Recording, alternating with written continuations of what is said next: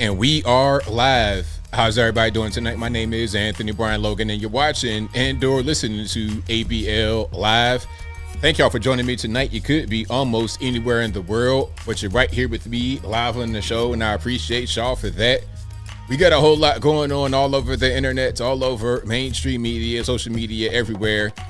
And I don't know where to start. First of all, fast food wars. You got McDonald's, Wendys, all these fast food joints trying to lower their prices, and it's kind of hard to do it because inflation is going through the roof. We'll talk about that a little bit more a little bit later. Also, Puff Daddy, Diddy, Dummy, whatever his name is, has apologized for beating up Cassie back in 2016. That came out on video. Do you believe the apology? Is he going to go to the penitentiary to make big rocks to little rocks? We'll talk about that a little bit more a little bit later. Also, another rapper, Cameron, went on CNN and acted a complete fool. We'll talk about that a little bit more a little bit later. Also, the New York City squatting victim, Adele Andoloro, toured the damage of her home. The squatter took over and basically made her home into an Airbnb. We'll talk about that a little bit more a little bit later. And also, speaking about criminality, out there in Texas, they were setting up fake robberies so the fake victims could get visas due to being a victim of a crime. We'll talk about that a little bit more a little bit later. Also, one of my favorite shows of all time, Inside the NBA, is coming to an end after 35 years. We'll talk about all those things and more on tonight's episode of ABL Live. And I thank y'all again for joining. You guys are the best audience anywhere on these interwebs. If you like what you're hearing thus far, if you enjoy the content in general, please give the video a thumbs up, like the video, share the video, do all that good stuff. That'll help me out tremendously. Backup says Rico just being Rico B. Yeah, exactly. Shout out to Paid in Full. Good movie, funny movie. Not funny, but funny as far as Cameron's character in it playing Rico. But anyway, shout out to you guys. You guys are the best audience anywhere on these interwebs. If you like what you're hearing so far, please give the video a thumbs up. Like the video, share the video, do all that good stuff. That'll help me out tremendously. We have a lot to talk about. There's a lot going on. There's a lot happening in the world. Quite a few videos I've not shown yet. Quite a few topics that are on for discussion. Yeah, Inside the NBA, man, definitely. That was one of my favorite shows. And really, that's like one of my first podcasts I ever watched, which it's not a podcast, but it is. Like the way it is, the format is like a podcast. So really, really good show. But hey, man, business is business. And if you can't pony up that money for those NBA rights, then what are you going to do? So there's quite a bit of, there's quite a bit to discuss tonight. But shout out to you guys for being here. You guys are the best anywhere on these interwebs. And before we get into the topics and the sponsors and everything, y'all please support the new channel, Uncle ABL. It is doing very well. I'm going to try to put out as much content as possible. I got a lot of content that I've not dropped yet for the channel. So y'all go ahead and support Uncle ABL if you've not done so already. It's different kind of content on there, relationship. I'm going to get into the nutrition as well, to the food and how to eat right and how not to have your back be, you know, tremendously big, how to fit inside of a regular plane seat without getting too because you're too big. Okay. And it comes from personal experience because I've been real big. Like I've been different extremes. At one point I was like 280, almost 300 pounds. I got down to my lowest at 180. Now I'm about 220-ish. That's my good range. But yeah, I was closer to 300. I was in the Big and Tall men's store. What's that? The DXL. I used to be in there all the time, creeping around, trying to be low. But I'm big, I'm tall, and I'm big, so people can see me in there. Okay, I'm getting these old man jeans at 25 years old. You understand? So I was like, you know what? We're not gonna do that anymore. We're gonna get it tightened up. So I'll talk about that kind of stuff on there and a lot of other things on it. So y'all subscribe to the channel if you've not done so already. Again, Uncle ABL. And Net C15, you're a subscriber. Thank you. I appreciate you. Thank you. Thank you. Yeah, Casey, it's really unfortunate that Inside the NBA is done. For a long time. I've not watched a lot of basketball recently, to be totally honest. I watched some during the playoffs, but not as much. I don't have a lot of time as I used to. But back in my like mid to late 20s, early 30s, I would say from 25 to 35, I was definitely watching it a lot. a good 10-year stretch, I was always watching it. Maybe a little bit early, maybe like 22 to 32. Yeah, I would say that range. I was definitely big into Inside the NBA, and really that was like a podcast format because you had the four guys. Of course, you got Shaq, Chuck, Ernie, and Kenny the Jet Smith. The banter, their back and forth, the live reactions. They pull up clips, and then we do segments. It was a podcast, and a lot of what guys do today is based on that format and what they laid out. So, really unfortunate, and they're not going to be able to duplicate that. It ain't going to happen. It's always going to be that. That's going to be its own thing. The only way they can duplicate that is if a network will give them the leeway that TNT did, and I don't see that really happening. Okay, I don't really see that happening. Somebody says no sound. I think that you might need to turn your speakers on. I think we're good with the sound. So hopefully everything's all good. Hopefully, the sound gets fixed on your end. But shout out to you for watching. But yeah, definitely a good show. Really enjoyed it. But, it was very funny. Absolutely funny. Everybody would joke. It was lighthearted. Shaq and Chuck especially be fighting back and forth. It's really sad, really unfortunate. But, now I'm starting to see Shaq do podcasts with Draymond Green and stuff like this. Now, Ernie had been with TNT for like 30 years. I don't see him leaving at all. I'm not sure what he's going to do next, but I don't see him leaving because he was there from the beginning of Inside the NBA, of TNT. So I don't really see him leaving at all. Sound is good? Okay, shout out to you. Paradigm says ABL makes working nights tolerable. Shout out to you, man. I appreciate you, boss. But we got a whole lot to go through. So first things first, y'all know how I do. Shout out to all my sponsors, patriotpost.us, your best source of news and information anywhere on these interwebs. Link will be in the description. Also, check out, just go to the website directly, patriotpost.us in your browser, and tell them that ABL sent you. Also, check out ablmerch.com. We got the hats, t-shirts, stickers, hoodies, mugs, and more right there on the website. Again, ablmerch.com, ablmerch.com. Also, visit the regular website, anthonyblogan.com. That is ANTHONY, the letter B, LOGAN.com. Go to the front page of the website. You'll be able to find everything from articles that have sources, left, right, independent, local, national, international, full videos that I cannot post on YouTube for whatever the reason may be. As long as it's legal, it's going to go right there on the website, anthonyblogan.com. Also, go to the contact page, anthonyblogan.com/contact, to get my email address, my snail mail address, my social media accounts, my Facebook, Instagram, Twitter, never going to call it X. All those links will be right there on the contact page of the website, anthonyblogan.com/contacts. And as I always say, please don't get scammed. It's an epidemic of scamming. That's the real epidemic right there, is the scammers, okay, that are commenting or replying to your comments on my videos. You understand? So, an example, one of you guys may reply to a video that I post, and then someone, you guys may leave a comment under one of my videos that I post, and then someone may reply to your comment, and then the person pretends to be me, saying, hey, I'm ABL, and contact me on this random 18-digit phone number on WhatsApp to get rich quick. Bitcoin, Forex. It's just not me. It's not me. Don't get scammed. Please just don't fall for it. All right? Because on the other end of that, it's not going to be ABL. It's not going to be anybody that I know. It's going to be a guy that sounds like this, son. It's going to be a guy. It's going to sound like this. He's going to take your monies. Or it could be a guy that sounds a little like this. He's going to take your monies. He's going to take your rubles. Okay, if he dies, he dies. One of those guys is going to talk at you. It's not going to be me. And I don't want you guys to be sending some random person halfway around the world a bunch of iTunes gift cards. Don't nobody got no time for that. It's 2024. We are far beyond the scamming culture. We're not going to do it. All right. So shout out to you guys. I appreciate y'all. We got a whole lot to get through. And if you like the video, please go ahead and like it. That'll help me out tremendously. Let's get to some stuff here. Shoplifting is at an all-time high.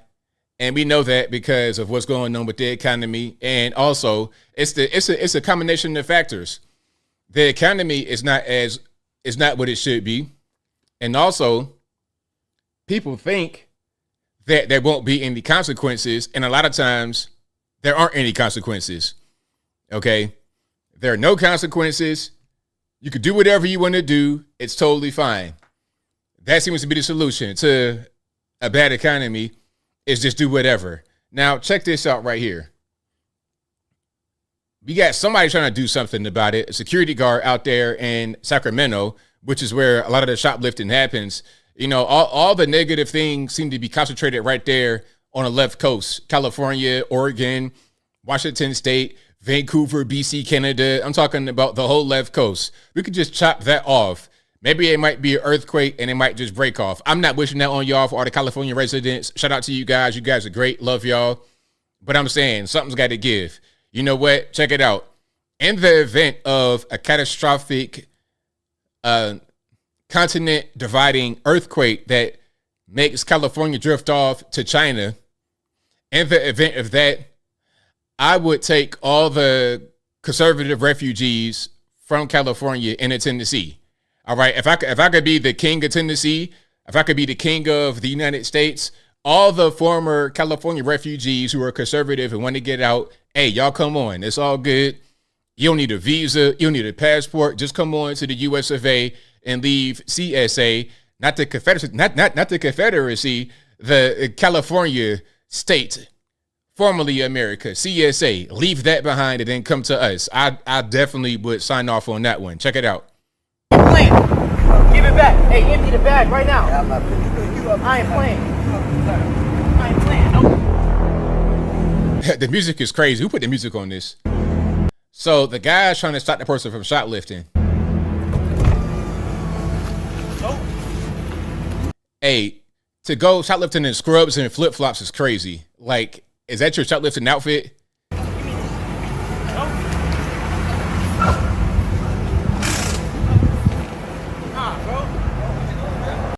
Now, ain't nobody going to complain about this because it's black on black. You got the black security guard and you got the black shoplifter. Ain't nobody going to say, oh, you're doing too much. You're dragging his dreads on the grass. It's too much. Nah. And she's stealing, bro. Hey, no. She's stealing? Yeah, she's all right, chill out, bro. Chill out. So this person is stealing steak. Hey, chill out, go. Hey, Hey, man. I'm gonna put this shit back, yep. Hey, this car. She's stealing? It's a lady too, older lady. She's stealing it, bro. Come on, hey. Go. Yeah, it is. Oh man. Yep. I said you was stealing it. Yeah, she's stealing. Wow, all kind of stuff. Like just straight up steak, food. Like big packs of steak. Bro. Look at all this, bro. All this shit. And the thing is, it's like, there's no need to actually steal food. You know, AOC might want to say that it's okay. Oh, they're just hungry and stealing bread. Don't you know how easy it is to get food if you don't have any money in America? Okay, they got food banks. They got food stamps. There's all kind of ways to get food. Food is a thing that we don't need a lot in America. You got a lot of obese people that claim to have no money, that claim to be living in abject poverty. So I'm not really trying to hear the excuses. I don't want to hear it. There's no reason to steal food in America. Steaks and stuff like that. Like, what you gonna do? Have a cookout for free? Trying to take.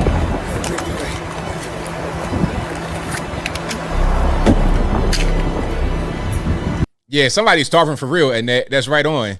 And shout out to you, Henry. You love the Uncle ABL channel. I got a lot more coming for you, boss. I got a lot more content coming for you. And if you guys have any suggestions or recommendations for Uncle ABL, y'all send it to my regular contact at anthonyblogan.com email address. I will get your emails even if I don't respond. Bitch, don't fucking come back. So yeah, there's no reason to be selling food though. And not in America. If you're living in a different country, it might be a different story, even though I don't recommend stealing, but still, you're in America, there's food everywhere. There's too much food. Not for middle class people, it's a little different. We'll talk about that a little bit later. But if you're just a poor person out here, listen, you could be a whole dope fiend and get needles to be able to shoot your dope for free. So I'm not really trying to hear the excuses. But anyway, I digress. Now, here's a scam that happened. Speaking about scams from earlier, here's a scam that happens. So people will use food stamps to buy bottled water. Then they empty the water out and go back in the store to sell the plastic bottle for money. I'm not making this up. So it's a different kind of way of selling food stamps. The person who had the meat in the bag selling it, they probably were going to go sell that or have a cookout, selling party, something like that. This person is just straight up emptying the bottles right there to go to get the money from the inside. Now, my question is, how much are you really going to get for plastic bottles? How much is a plastic water bottle like this size? What's it, 16 ounces? How much is this really going to fetch you when you go in there? I'm looking at it right here. What does it say on the thing? 10 cents. Okay. California, CRV. New York, Hawaii. What's this? Maine, 5 cents or 10 cents. So you got to empty out a lot of water bottles to get $1. You better off just trying to go beg for change on the street corner. But people just, this could be crackhead behavior. Check it out. Uses food stamp money, buy water, dumps out all the freaking water, recycles the can. Yeah. Uses food stamp. And she's saying that the bottles are old. Okay. Money, buy water, dumps out all the freaking water, recycles the can. Yeah. So, okay, if the bottles of water are old, why are you emptying them right there in the parking lot? Like, what is going on? And that appears to be a pretty decent vehicle. Like, what is that right there? Some type of G-Wagon? Like, I don't know what that is. I almost said the wrong thing. But what are you even doing? This is like some crackhead type behavior. I mean, how many bottles? Okay, if you get a 24-pack of water, you got to empty out 24 bottles to get $2.40. Maybe my math ain't mathing, but 10 cents at max. It might be 5 cents, but maybe 10 cents, and you got 24 bottles. So you're talking about 240, so 240. I think it's not really worth it. You might as well just drink the water at that point. Is that a Land Rover? Yeah, it looks like a Land Rover. Or yeah, so you're in a Land Rover. In the back of the Land Rover, emptying out bottles of water in the parking lot to go sell it for $2, $1. Maybe if you get in a bunch of, it's like, what do we even? Okay, but hey, that's probably California somewhere. All right, let's keep on moving. We got a lot here. This is Miami Beach. People are stealing Hermes bags worth about 1.8 million total. All right, check it out. This is at a Miami hotel.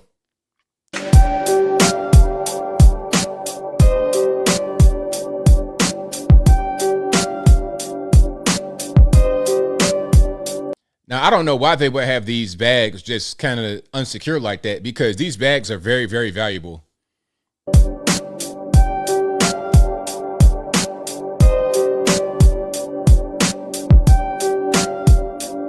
Now, I've been to Miami and I've been to a store. It was not this store, I don't think, but it was another store in the mall in Brickell, and they had used bags that were kind of just, available. But the used bags were still, you're talking like, even some of the used bags that I saw in that store, $10,000, $8,000 for a used handbag, $10,000. So imagine how much these are right here on the wall. Very expensive. But I should be straight with the copyright because it's only instrumental. We're going to see. That'd be a test to see if they try to get me for a copyright on the locked up instrumental with no words. We'll see how that goes. Usually YouTube doesn't really trip like that, but sometimes they do.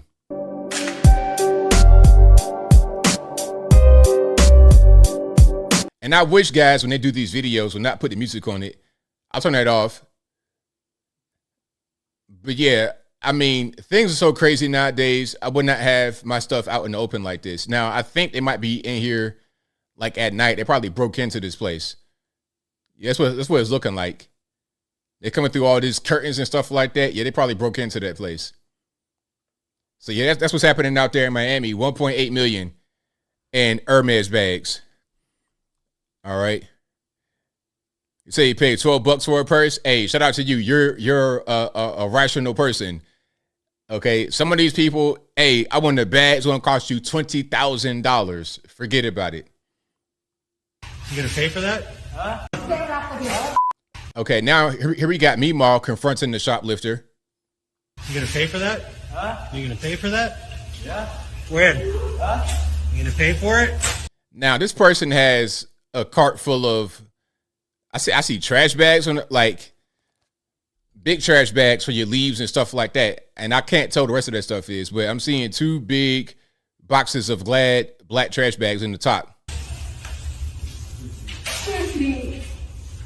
Now Meemaw getting in the way. Now shout out to Meemaw for getting in the way, but this might not be the best move. If I was there, I would not recommend her get involved. If I put it to you this way, if I'm the cameraman and I'm talking about you can pay for that, and then Meemaw gets in the way, now I gotta step in because I'm not trying to have Meemaw get hit in her head.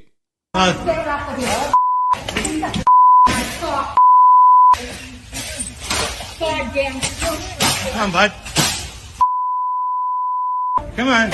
All right, so now I think we got cameraman getting involved now.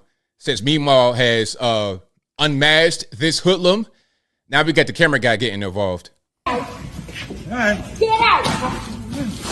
Take your and go off. You gonna pay for that? Huh? So yeah, shout out to Meemaw and cameraman eventually for getting in the way. Yeah, but I don't recommend that because that could have ended poorly. That could have ended very poorly. As soon as she get in the way and I'm right there, now I have to jump into action because I know that might go a whole different direction, a whole different way. Now, have you everyone like, okay, back in the day when you would have guys that come up to you, be in the street talking about, can I get $1, all this, that, and the third? You used to be able to say, I don't got no cash on me. Used to be able to say it. But now they'll say stuff like, well, I got Cash App. I've literally had this happen.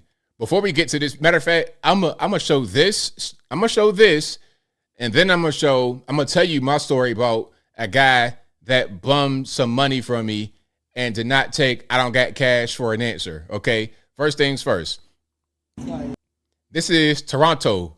And these guys in Toronto have the absolute worst accent. Have you ever heard a Toronto accent? Hold on. If I've not played this yet, before I play the crazy dude, the homeless dude, I gotta show you I gotta play the Toronto accent. And this is a fake accent. This is like something that Drake made up, I think. Think about UK mixed with here it is. UK mixed with Jamaica, mixed with Minnesota. That's a Toronto accent, and I think that it's fake and it's made up. And I think Drake is to blame. All right, you ready? You ready for this cringe? What's the? All right, and this is beyond color, black, white, Indian, whatever. They all speak the same way when they do this fake Toronto accent. Worst place in Toronto. Low-key Godstone. That place is weird. It stinks. It reeks, fam. Everywhere we go, I'm always walking on the roads. Man, them are weird. There's bare bucktees there. And not only that, the parks there are mod things, fam. You can't even ride the swings. There's always a bucktee on one of the slides. What's the? That is a Toronto accent. Now, I think this is a thing that was made up. Like, there are a lot of Caribbean people in Toronto, a lot of Jamaicans, a lot of other Caribbean nations in Toronto. So somebody they're saying is going to be up there, but not to the point where it's like that, where it's so exaggerated, where you got Bobby's mom from Bobby's World mixed with Shabba Ranks, mixed with a Canadian Mountie. That's not really going to be how it goes, but that's how they sound, okay? That's how they sound. Exactly, Kirsten. What the? Right. Yeah, it's totally a fake accent. Honey Bean says it's like Alberta and Jamaica had a baby. Yeah, right on. Right on. So now, speaking about Toronto, one of the Toronto mans is homeless, and he's out here with a debit machine to take your card to give him donations. All right, check it out. It's good money, man. Yeah, good man, money. It's a $2 tap, man. Safe and secure through PayPal, man. So the caption says, told him I had no cash, and this homeless man pulled out a debit machine. Toronto isn't the real place. This man has a debit machine with the tap function. So if you have you don't gotta have your wallet. You got the phone where you could just do the tap feature. You could just click that, boom, get him a donation, whatever. It's all good. It's money, man. Yeah, It's man, money. it's a $2 tap, man. Safe and secure through PayPal, man. Like a whole salesman bumming money with a machine. That right there is totally nuts. But let me tell you something. Okay, the thing in Virginia is still guys are trying to sell you CDs. That's been the thing for forever. I've not experienced that anywhere else other than Virginia. Not in the past 15 years at least. Whenever I go back home, there's always a guy in the gas station or at the gas station, at the pump, or in the parking lot or somewhere trying to sell me a CD. It's like, sir, this is the year 2024. I don't even own a CD player. Okay. I don't have a CD player in my truck. My Mustang, for some reason, has a CD player. I got a 2020 Mustang that has a CD player in it, but I've never used a CD player. I've not used a compact disc in the past, I don't know how many years. It had to have been at least 15 years. A long time, because first, when cars had the USB slot, I was using a USB device. And then streaming came along, so it's just no point. I can just plug my phone up, and now they got wireless streaming.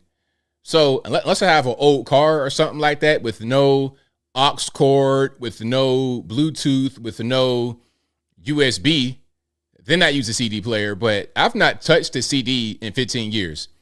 Anyway, guys in Virginia still sell CDs. I'm trying to leave. I'm going back home, right? I'm going to the airport in my rental car. And of course, you got to stop by the airport to fill up. They know that. The guys in VA, they know that. They know you're going to stop right there. So they already posted up. And they always come out of nowhere. You don't really see them just at the front posted up, hanging out like a bum with a, you don't see them like this guy in front of the spot with a cup talking about, can I get $2 on the safe tap? No. They'll come out of nowhere, literally pop up on you like the Candyman. But I ain't even call him. He just appears. Beetlejuice, Candyman, whatever. So I'm at the pump. He just materializes in front of me. And he's like, hey, man, you know what? I'm an up-and-coming rapper. Man's my age, mind you. I'm an up-and-coming rapper. And, I got this hot CD, et cetera, so on and so forth.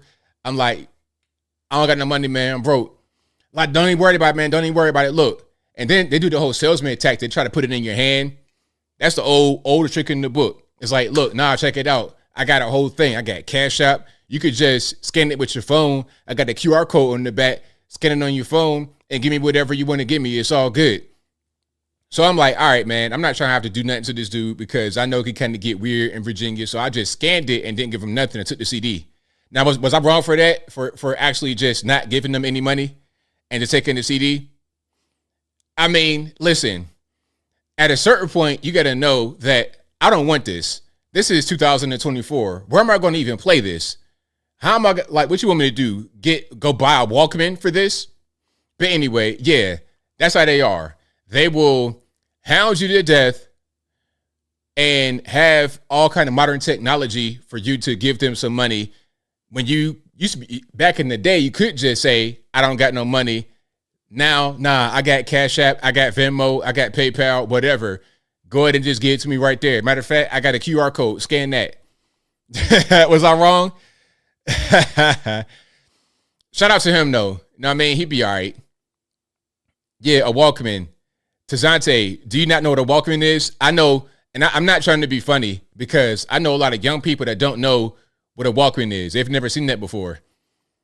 Like, straight up, people that's like 25, what's a Walkman? But yeah, this is what we had back in the day. Hold on.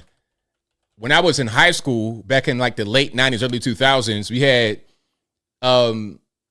a CD player Walkman, like a portable CD player is what we had. That was our thing. Hold on. I'm gonna put one up, and then if you got kids and whatnot watching, they're gonna be like, "What's that? Is that a Roomba?" They don't think it's a Roomba. So that is your CD player, your Walkman, your portable CD player. Okay, so or Discman. That's right, Kirsten. I had something like that, but mine was better. This is an ugly style. I had a Sony silver. It was beautiful, beautiful Walkman. And then before that, I had a cassette player. And then afterward, I had the iPod. I don't think I had the iPod Touch. I had just a regular iPod. And then, of course, the phones came and changed the game. But this is way before smartphones. This is during the days of, matter of fact, I didn't even have a phone at this time. This is just straight up like 15 years old, 16 years old, right around that time, going to high school. Yeah, exactly, Tazante Locker Room. But yeah, I told you. I told you, yeah. But that's our old school technology, man. And that's how I know whenever I hear that, I'm just getting so older. The anti-skip feature. Yep. I remember the anti-skip feature, Teron. Yep. Yeah, because the CD would get scratched up and it would skip. But what we had the CD Genie. Remember that? You put the CD Genie in there, and I think it would scratch it some more to stop it from scratching. It was weird. But yeah, I had the Sony Walkman. And it's to the point now where you probably can't even get these. You probably can't even get these anywhere at all. Like they might have them on eBay or something, but good luck getting one. Good luck getting one. Mine was kind of like this. Mine was kind of like that a little bit, but a little bit more modern. This is kind of an older one still. Or it might have been newer. Mine was different than this, but it kind of looked like that. It was a Sony, that same kind of color with the logo on it right there. Yeah. But kids nowadays, they have no idea what that is. They'll be like, yo, what's that? Was you got a pacemaker? Like, is that what you had when you were a little kid? But anyway, if you like what you're hearing so far, please give the video a thumbs up. Like the video, share the video, do all that good stuff. That'll help me out tremendously. Yep. And see, CDs, it was crazy because it had like a certain number of tracks on it, 8, 16, 15 or whatever. And then it had a limited amount of space, like 700 megabytes. So you had to get double discs. You had albums like Wu-Tang Forever. It was 2 discs. Sometimes you had albums with 3 discs. It was crazy. A compilation album had 3 discs. But then they came out with with MP3 abilities on the Walkman. Or on a Walkman, you could put MP3 CDs on there with higher capacity. It was a little bit different. But yeah, those days were crazy. You take the plate off of your CD of your CD player in your car and put it in your pocket and go walk around the mall. Those days are over with now. Those days are over. Okay. So yeah, baby boomers, I'm offended. I am not a boomer. I'm actually a millennial. Yes, I'm old, but I'm a millennial. Millennials are old now. Did you guys catch that? Like your Gen X and boomers came before millennial. I think Gen X was right before millennial. The new generation is a Gen Z, or was it a Gen Alpha? I think that's what it is now. That's like the little kids, and the Z's like the 20-year-olds. But I'm an old millennial. So yeah, shout out to you guys. 80s good times, 80s and 90s. I ain't had no 8-track. I never had an 8-track. That was before my time. When I was born, people had tapes, cassette tapes. That was the main thing. I did have cassette tapes, absolutely. And you know what's funny? Before we get to the whole thing about Puff, I had Puff Daddy's first album, No Way Out, like 1996. I think that was like right around the time when Pac got deleted. Yeah, I had that on the cassette tape. I had a lot of stuff on cassette. I had like late 80s music on a cassette tape. I had my first tape when I was like probably about 4 or 5 years old. ABC, Another Bad Creation. They were like little kids rapping, and I was their same age at that time. So it was deemed appropriate for me to have that particular song. They're rapping about liking girls in school, real basic, innocent kid stuff. So I was allowed to have that tape back then, like 89, 90. Yeah, kids nowadays have no idea what that is. But anyway, shout out to nostalgia. It always feels good. But speaking about back in the day, we also had some issues. Crime in the 90s was off the hook. crime was crazy in the 90s, man. Crack. When I went on Andre Hatchett's podcast, shout out to Andre Hatchett. When I went on this podcast recently out there in Atlanta, he was asking me what was the worst time for black people in America. And then my response was slavery, obviously. He was like, well, aside from slavery, I was like the 80s, crack. The 80s were a great time and a really bad time because when crack hit, it changed everything. A lot of guys got a lot of money, but a lot of guys became addicts, lost their lives. The violence back then was crazy. The things that are going on right now with violence in the streets and whatnot was nothing compared to the 80s, like 89, 90, 91, 92. It was a mess. It was crazy in the streets all over the country, Chicago, New York, LA. That's a height of gang violence. All of that was going on back then. Okay. And that's when Biden came out with the crime bill in 1994. That 94 was like the end of all the 80s violence. That was the end of it. And part of what ended it was the crime bill. Unfortunately, it was too heavy-handed because you got guys that got caught with a little gram of rock getting football numbers in the penitentiary. Meanwhile, where was the cocaine coming from? Okay. How did the cocaine become part of society? It was encouraged by the government because they had to fund the war, but that's a different story. Anyway, I don't want to get too deep. Shout out to Snowfall. Shout out to Rick Ross, the real Rick Ross, not the rapper. But we still got some issues, although it's not as bad as it was back then. Now, Philadelphia has been a high crime area for a while, and we have people that are trying to solve the issue. Okay, they're trying to solve the issue with this particular thing right here. Check it out. All right. And let's let it roll. We have watched and witnessed business owners allow for loitering to take place, smoking to take place, dumping to take place. The bill would impact businesses like Cali and Rodriguez mini markets. Right now, both stay open 24 hours a day. Neither business owner was around to talk with us, but customer John Ricketts offered his thoughts. Maybe a little more police patrol. That may help. Ricketts says he visits Rodriguez mini market regularly and he's never seen the alleged nuisance activity. Ricketts thinks shutting the business down overnight would do the community a disservice. So the solution that the guy has, a lawmaker in Philadelphia, is to stop the businesses from being open late at night, because if they're open late at night and they allow people to congregate, that's what's contributed to the problem. Okay, so that's the whole thing. I would not bother or disturb this store because this store really serves a lot of people. A lot of people come here from a lot of different neighborhoods knowing that they can come here and it's open, they can eat. Gas stations, restaurants with liquor licenses, and drive-thrus would be exempt from the curfew. Neighbor Shanita Starr says she's aware of the problems in this area. That's why I don't come outside. I don't know what goes on in particular places, but I don't come outside because it's too dangerous out here. And while some business owners on the Strip support the proposed change, there is no reason to be on the streets by midnight. Councilmember Phillips knows it will not be supported by all. What I say to those businesses that may not be happy is the fact, how about be a resident in this area where you got to deal with the loud music, where you guys see drugs walking across the street. So yeah, that's a plan to close businesses down because of the criminality. Now, I will say something though. In a lot of places that have low crime, you're not going to have places that are open real late at night. That's not usually a thing. I'll put it to you this way. Like out here where I live, I'm in like a suburb area. I'm kind of away from the city. I'm out. And there is an area. I don't live in this area, but I go here often.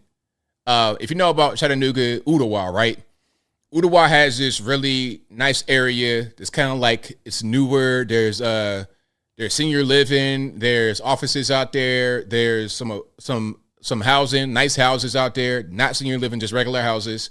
Pretty expensive. And they got this little area where there's shops and restaurants, mostly restaurants, and they're all closed by 9 o'clock. 9 p.m., they're done. It don't matter. Saturday, Sunday, Friday, 9 o'clock. in other parts of the city, you can go to a place and it's open at 11 or 12 or 1. You go downtown, you might find some places like that. But out here, 9 o'clock, everything is shut down. That's pretty much what it is. Grocery stores, 8 o'clock maybe. Okay? The Publix is 8 o'clock. It's done.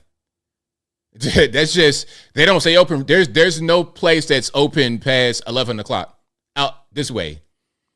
And maybe prior to this pandemic, you had Walmart that'd be open, but the Walmart is kind of away. It's not like right in the mix of where you live at, really. It's kind of off in the cut a little bit. Yeah, so that's just kind of what that is. And I don't know why that is. I think people just, at a certain point in these kind of areas, they're not out late like that. You know, they're trying to go to bed, go to work in the morning, go to the kid soccer game or whatever in the morning. They got things to do, so they're not out too often late at night. And if they do need to go out somewhere late at night, they go kind of far away. They go downtown or something like that. You know what I mean? That's kind of what that is. But anyway, let's keep on rocking and rolling. Okay, so here's a bill in Illinois. They just passed a bill to change the word offender to justice impacted individual. I'm not making this up. Listen, Illinois, House Bill 4409, they just passed legislation to change the word offender to justice impacted individual. Check it out. Well, we don't mess with anything in terms of the term victim. We just change offender to justice impacted individual. We're adding the Department of Corrections, adding Human Services, adding Sangamon and Cook County adult probation, and 2 members who've experienced the ARI system as offenders or justice impacted individual. It might seem like a small thing. I mean, obviously changing a term can have a positive or negative impact when we do that. But I would say that over and over again, we keep changing the names for how we are referring to those who are have entered into criminal activity. And each time we make that change, each agency has to make that change on every one of their documents. So right now in the Department of Corrections, there's multiple changes that have been made, and it's costing thousands and thousands of dollars just to do a name change. So I would ask, why is it necessary to make the name change? Even if the rest of the bill was okay, which I don't think that it is, but even if the rest of it was okay, the name changes may seem like a small thing, but it costs thousands and thousands of dollars to do that. So yeah, I mean, it makes no sense. It really does. It really just makes no sense. I mean, you're an offender. Like you broke the law. Justice impacted. What does it even mean? Because you could be impacted positively or negatively. Okay, you can get justice. Therefore, justice impacted you. You could be impacted positive or negative. So it's just a dumb thing to do. But it's what they always do on that side. They try to change language and make it mean things that they want it to mean rather than what it actually means. And they also want to obfuscate what someone is doing or what they have done. So then we're talking about a resume, something like that. You're trying to get a job. They say, oh, well, he's not an offender. He's not an ex-offender. He's an ex-justice impacted individual. It's like, what does that mean? Did he do something inappropriate with the kids or not? Like, what's going on? What are we talking about here? Anyway, so yeah, shout out to Illinois. I mean, that's the woke mob for you. That is the woke mob for you right there. Now, speaking about being justice impacted, please, please, please don't do this in your car. I saw somebody had this license plate concealer. Don't do this because you will go to the penitentiary. Look at this. So somebody has a thing that turns your plate off. Okay. So if it's on, you can see the plate, it's illuminated, but if it's off, then it's blacked out. Okay. Don't do that to yourself because you will get locked up. Obscuring your plate. No way.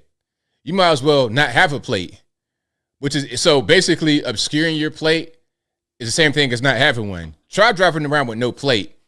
Or better yet, try having one of these sovereign citizens. Man, please, like, guys try that all the time, and it doesn't really work, man. So I suggest not doing it. But yeah, they sell stuff like that. and you're going to get hemmed up. All right. And the funny part is that this has some kind of foreign writing on it. I'm seeing some Cyrillic right there. So although the plate says New Jersey, what does that really mean? It doesn't mean anything. This is probably in a different country. Okay. It's probably in a whole different place. All right. Or from people that don't really mean you any good. So y'all don't do it. Don't get locked up. Anybody got no time for that. Now, we got to touch on some on some fast food, and I got to start with where we just left off, which was criminality. Now, this picture has gone viral. It's of a woman drying a mop head under the same lamp for the fries. Okay, now there's so much wrong with this. And people, I'm reading comments on my video about McDonald's, and I was saying, hey, you know what? If you could pay $5 and get some kind of nourishment, then I'm not really mad at you. Okay. People say it's not nourishment, ABL. It's not really food. It's disgusting. I wouldn't feed that to my dogs. I get it. I understand 100%. I am a healthy eater. What did I have today? I went to Trader Joe's. I got some nice chicken thighs. Okay. Nice and organic, grass fed. Got some broccoli, steamed that, no fried. I baked the chicken, put it in my air fryer, and baked it. Okay, as I put it in my toaster oven with the convection function, 25 minutes on 400. In that, it came out perfect. And then I steamed my broccoli, and I had some rice. It was amazing, white rice. So I'm not a McDonald's guy really. Sometimes I do stuff I shouldn't be doing. You know, I live on the edge a little bit, and it's okay. But I'm not the kind of guy that's going to go to McDonald's to the point where they be like, hey, Mr. Logan, the usual. I'm not that guy. If I pull up, it's rare. But what's happening here is she's drying the mop head under the light for the fries, keep the fries warm. And there are fries in the basket right there. And there's fries in the actual container to get sent to somebody. There's also fries in the basket beneath to scoop. So we're talking about that fiber and all that from the mop head can go right on the fries. And you know what? I'm gonna tell you something else though. People, I'm gonna like get off of that picture. I'm gonna gross somebody out, but check it out. People think that there may be conditions like this only at a McDonald's. I'm here to tell you. I'm here to tell you that it's not just McDonald's. Oh, no. Your 5-star restaurants can have those kind of conditions. I've seen it. Working on Okoshi Buffet. When I was working there toward the end, you know what? I never go to a buffet. I never go to a buffet at all because on a buffet, you got to ask yourself, you basically have food sitting on the furniture, and the furniture is usually affixed to the ground. Now, if the place is maybe not as clean as it should be, or there may be some kind of unseen menace, you may have some extra things in your food you don't really. Can I tell a story without you guys getting grossed out? Okay, I'm gonna tell a story right quick. All right, and if you're kind of squeamish, just pause for a second. All right. Now listen, I'm at Old Country Buffet back in the day. This is toward the end. They're out of business. They were bankrupt. They're pretty much done. This is like right at the end of me being there. I'm out by the line where they have the desserts and stuff like that. And people are there eating food. They're getting the food from the line. They're picking up cookies and ice cream and the little carrot cake. They had the best carrot cake ever. They come out on like on a little dish. You put it right there on the bar. You come by, pick it up, put it on your plate, whatever. Now, I'm out there just chilling, waiting for the cart to come back with the dishes on it. I'm seeing roaches crawling on the food from the bar. I looked right at somebody as they picked up some food that was just crawled on by a roach. I saw it. I was like, oh my God. But before that, we had them in the back.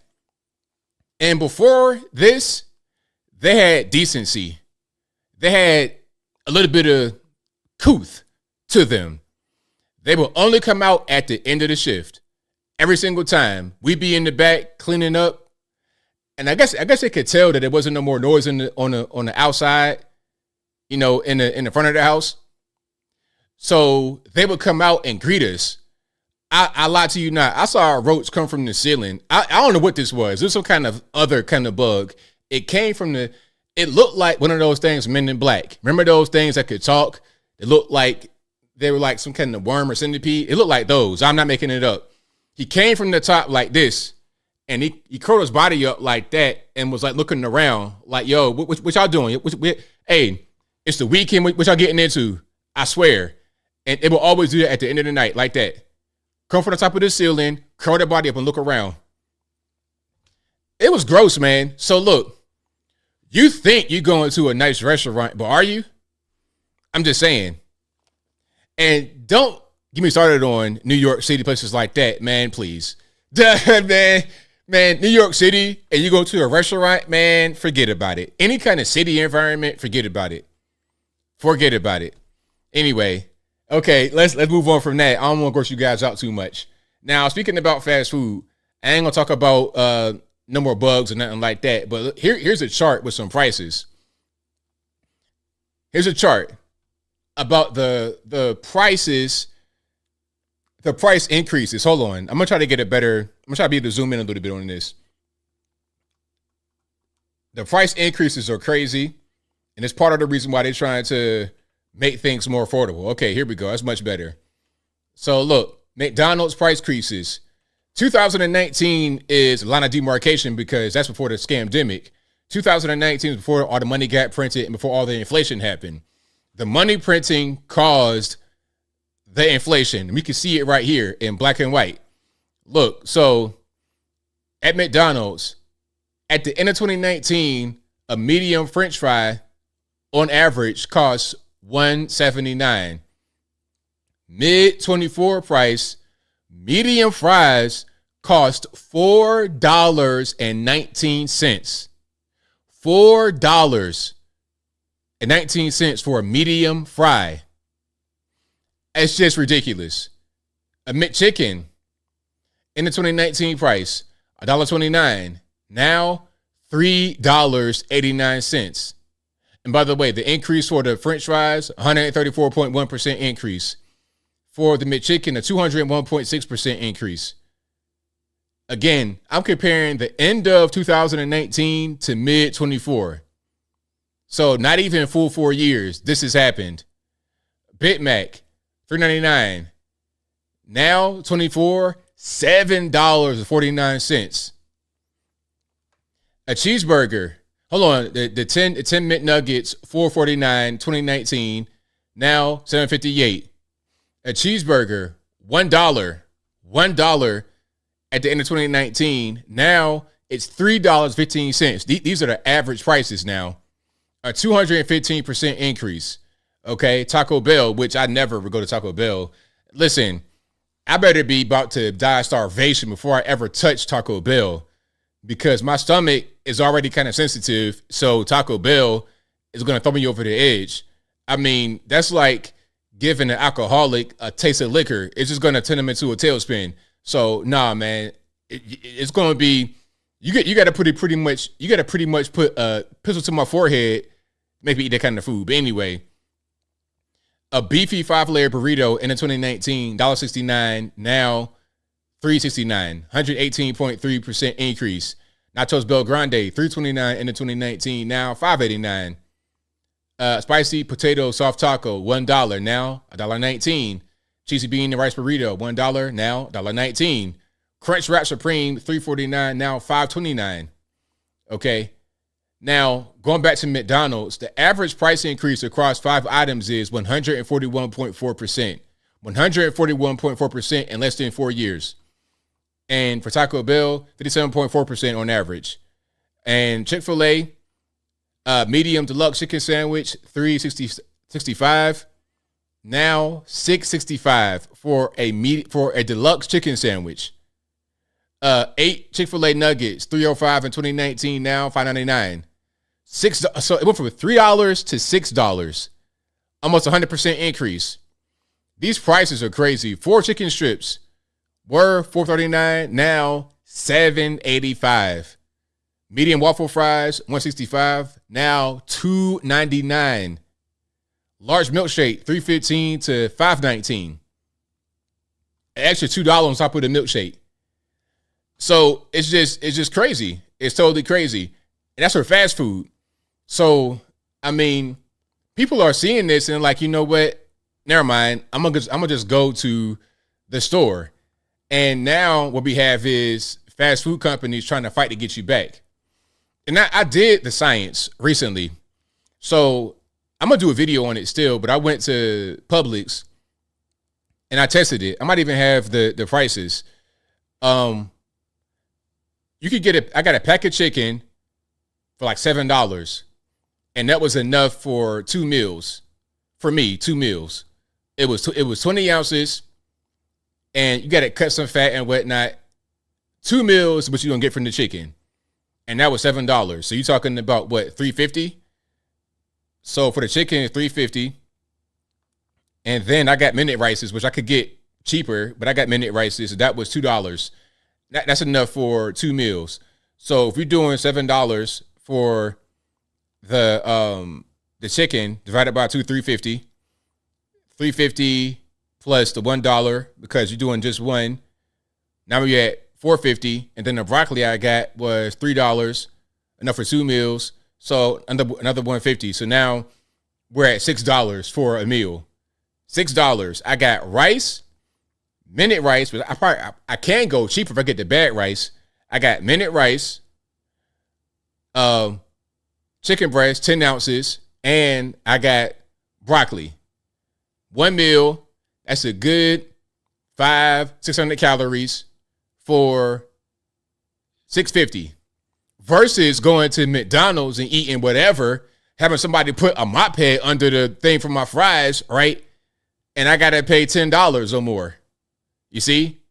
So everybody's now going to the grocery store. And as a result, people are trying to go back to cheaper prices. And it's a war happening with the fast food restaurants. Let's look at Wendys and see what they did.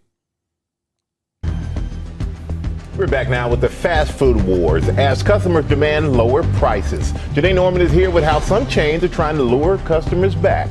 Good morning, Janae. Good morning, Michael. Lure them back after prices pushed many away. Yesterday, we reported how Red Lobster's endless shrimp promotion was way more popular than the company. Oh yeah, the whole thing with Red Lobster, they went bankrupt and their endless shrimp cost them $11 million. $11 million and no profit. I mean, they were just trying to hang on, man. You know, Red Lobster, they're trying to do little gimmicks.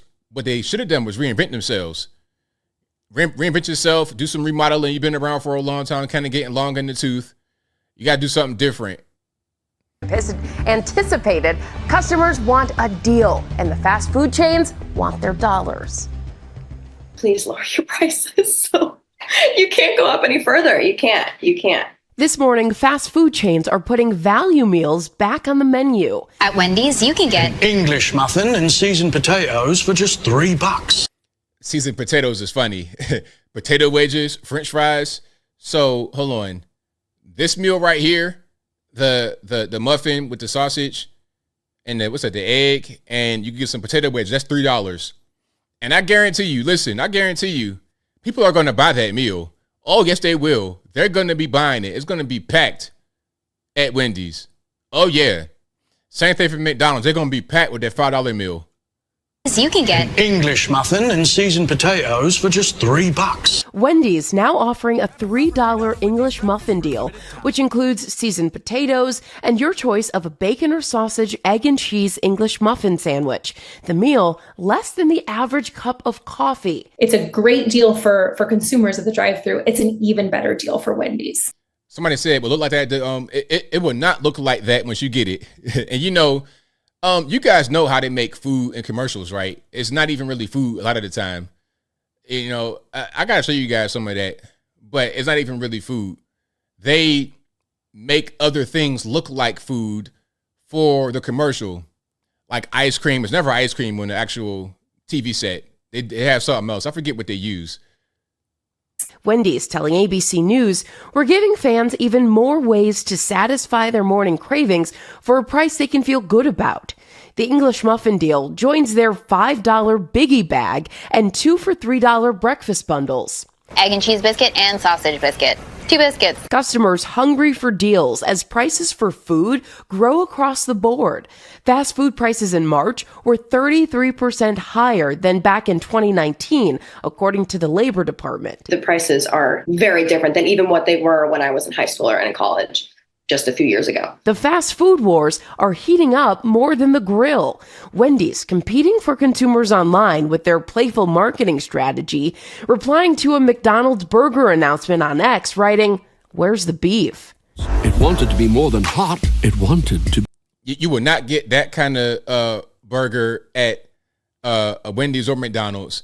We saw the burger, quote unquote burger they had. It was paper thin. It was literally paper thin. They use that burger to write they use that burger to write the Magna Carta, the Constitution, all of that. It was that thin and that paper texture like. Juicy. McDonald's announcing its own special deal for tomorrow. 6-piece chicken nugget for free for anyone who orders through the app and signs up for My McDonald's Rewards. But yeah, that's what's happening with these people. They're trying to go back and forth with the wars because they're trying to keep you. They're really trying to keep you.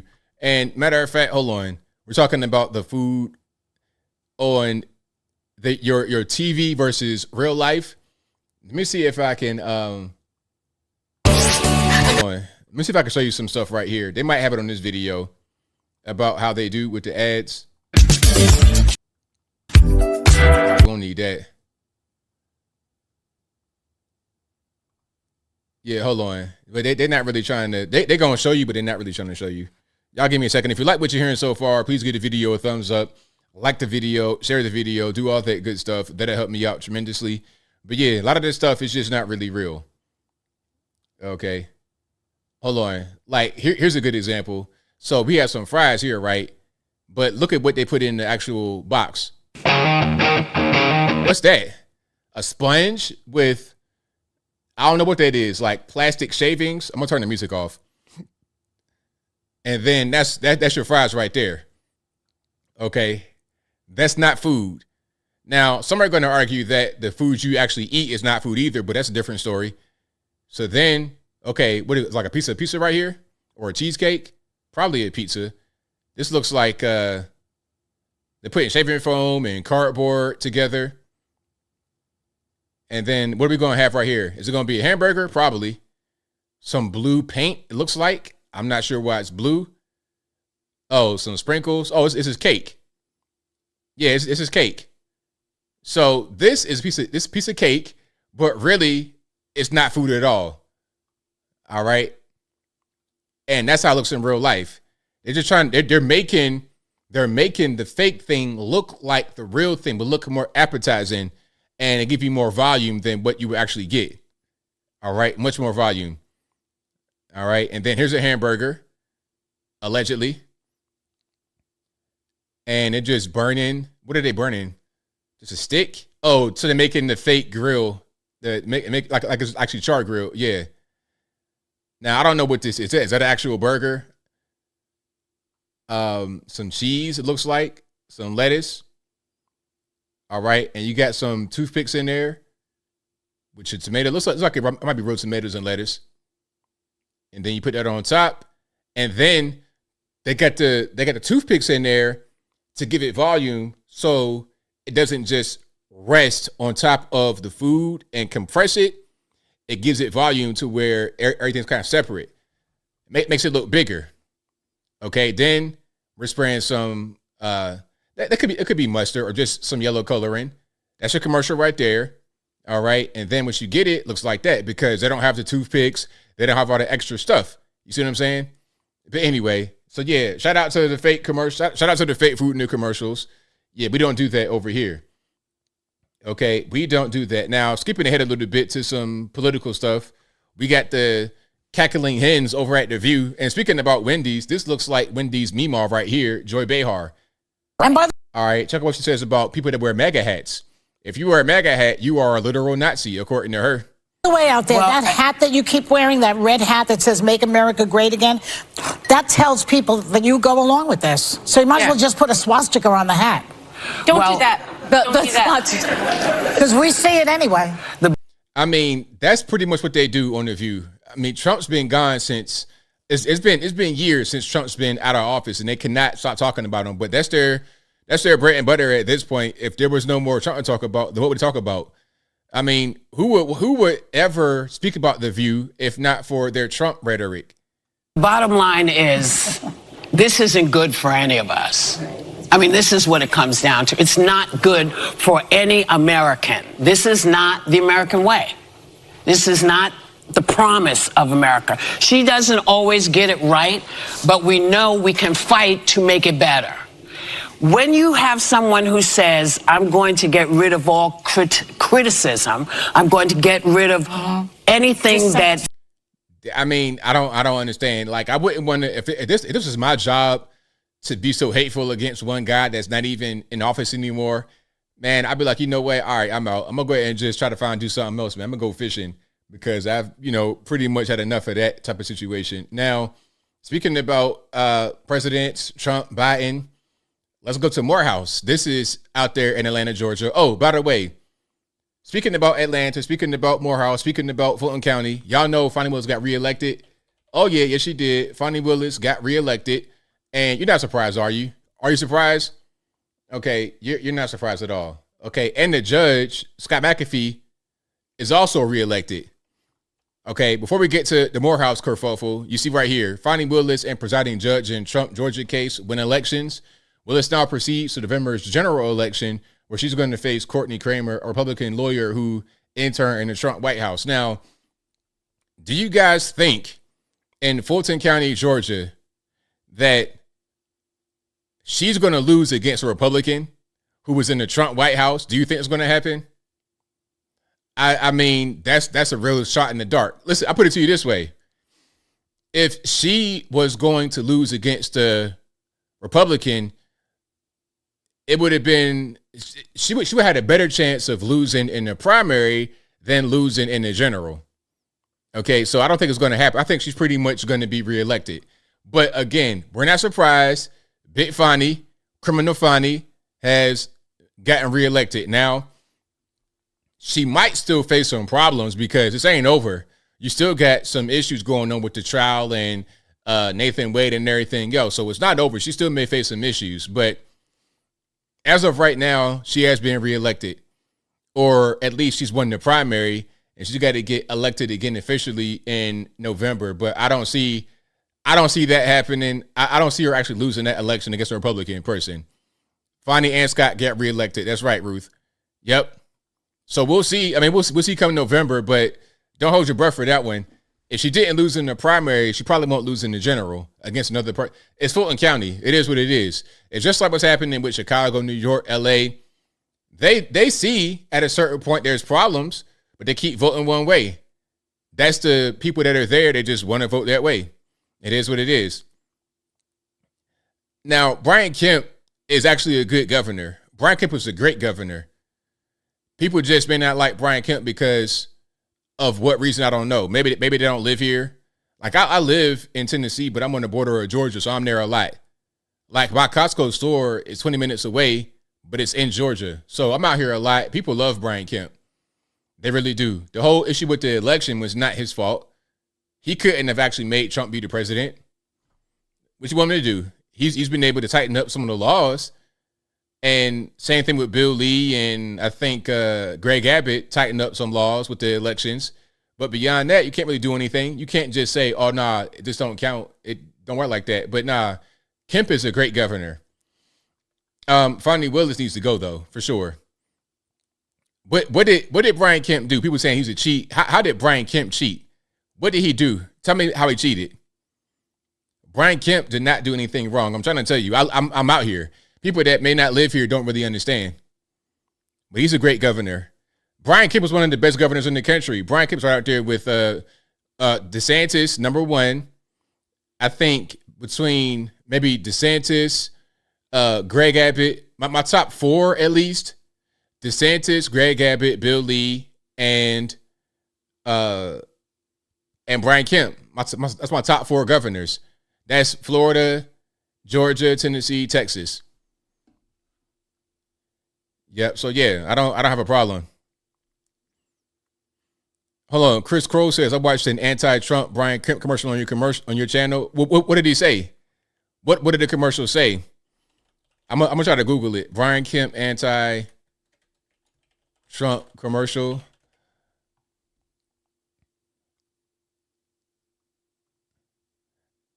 All right, let me see. Let me see now.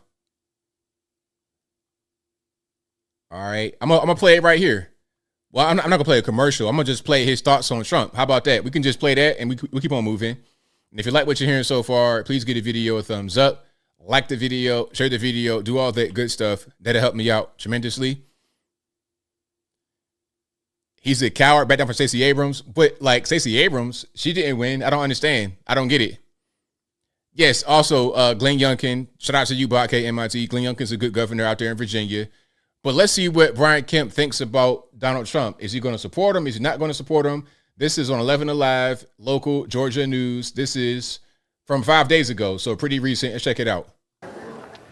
Now, when Governor Brian Kemp launched his campaign back in 2018, he had the backing of then President Donald Trump. Well, since then, their relationship has become a little bit more complicated. I sat down with the governor and I asked him if he will support Mr. Trump if he is the party's nominee for president. And I want to ask you that. I know that you said you hope that he makes the case of why people should vote for him. Would you go as far to endorse President Trump for president? Well, I've said I'm supporting the ticket, and I'm going to continue to do that. We're building a ground game and raising money right now to help everybody from, like Justice Andrew Pinson in the May primary to a lot of legislators that we're supporting in the primary will do the same thing in the general election and turning out the vote. And that is going to help our whole ticket all the way up to the top in the presidential race. And you'll hear. So, I mean, what more do we need? Did he say, I don't want to support Trump? He said, I'm supporting everybody, the whole ticket, including Trump. And we got to get voters to turn out. I don't understand. So what more must we say? People got kind of got caught up in Kemp not making Trump the president, which he could never do. There's nothing he could do about that. Ultimately, Trump lost. And a lot of that is because of stuff like ballot harvesting in places where they allowed that kind of thing to go on. But ultimately, people voted against him. And a lot of that, people say that it was rigged and you're talking about the voting machines. That's kind of a distraction in my opinion. It's kind of a red herring. If you want to say it was rigged, where it was really rigged was the media. 24/7 negative Trump stories. And they still doing it, right? We just saw The View. It's a whole industry built on negative Trump coverage. It's all they do all day long. That was bigger impact on the election than anything. That's bigger than the voting machine. There's no need to manipulate a voting machine when you can manipulate the mind. That's the actual manipulation going on. Okay? Right, B borrowed the ticket, the entire ticket. That includes the president. What you want him to say? Yes, I love Trump. I'm going to kiss his hind parts every time I see him. Nah, I'm supporting everybody. That includes Trump. Come on. Now, let's go to Morehouse right quick. And we got people that are talking about a ceasefire in Gaza. It's my stance as a Morehouse man, nay, as a human being, to call for an immediate and a permanent ceasefire in the Gaza Strip.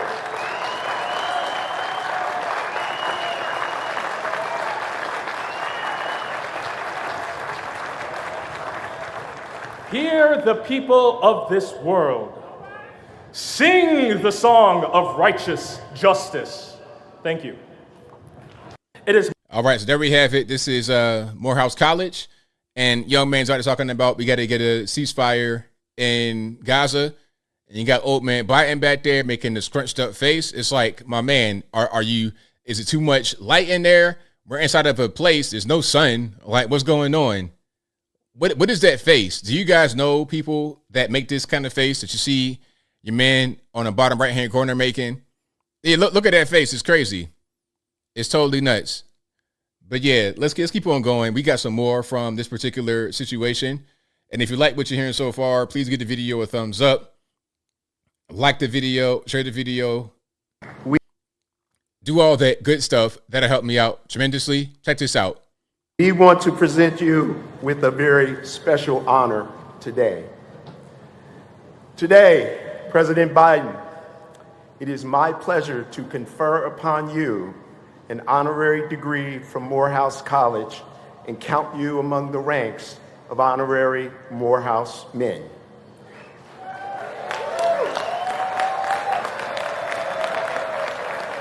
By the way, Morehouse, HBCU.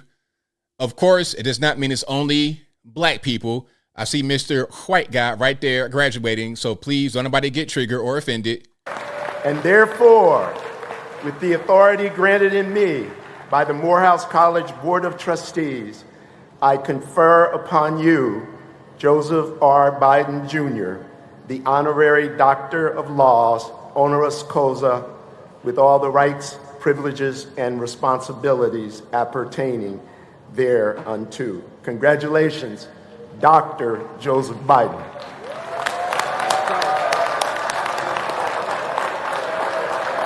We want to present... Cringe. Definitely cringe. Big cringe. So they gave Joe Biden an honorary doctorate from Morehouse. My. Shout out to all the Morehouse, all the Spellhouse grads. How do you feel about that? How do y'all feel about your school giving this man this? I'd be disgusted. If I went to Morehouse, I'd be disgusted.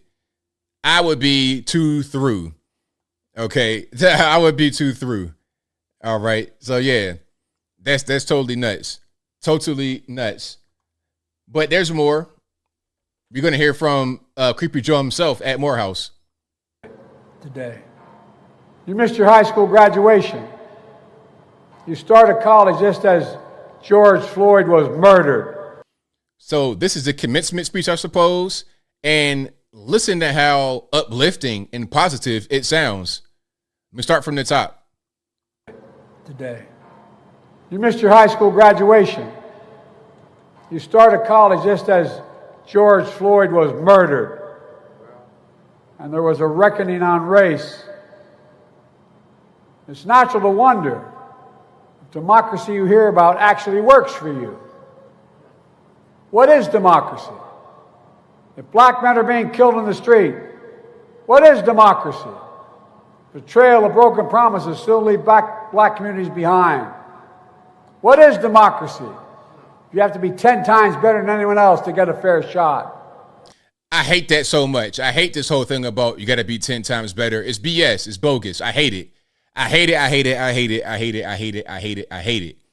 And that's quite common. You know, what he's doing right now is just reading something that probably a black person wrote for him. You know, that's that whole suburban black person thing they get told when they're little kids. Oh, you got to be 10 times as good to be just as good as a white person. This BS, man. This is America, man. Really. You come over here with no money in your pocket from a whole different country. You don't speak no English and become a millionaire. It's just BS, man. I hate this kind of thing because what it does, it gives people an excuse to not go hard, to not really, to get beyond their comfort zone and try. It makes them become complacent. So although you're a college graduate, you did very well, you have skill, you have talent, you're going to be a prisoner in your mind because you think you black. So you got to do all this stuff to get to the same level as a white person. I hate it, man. It makes men soft. It makes women not respect the men because they're soft. I hate this so much, man. If I could just if I could be just a genie, right? Pop out of the bottle and just be like, yo, all right, I'm going to grant wishes. I wish someone would wish that particular line, that 10 times as good, would be stricken from the existence of black people's thought process forever. All right, I'm getting triggered. Most of all, what does it mean, as we've heard before, to be a black man who loves his country, even if it doesn't love him back in equal measure?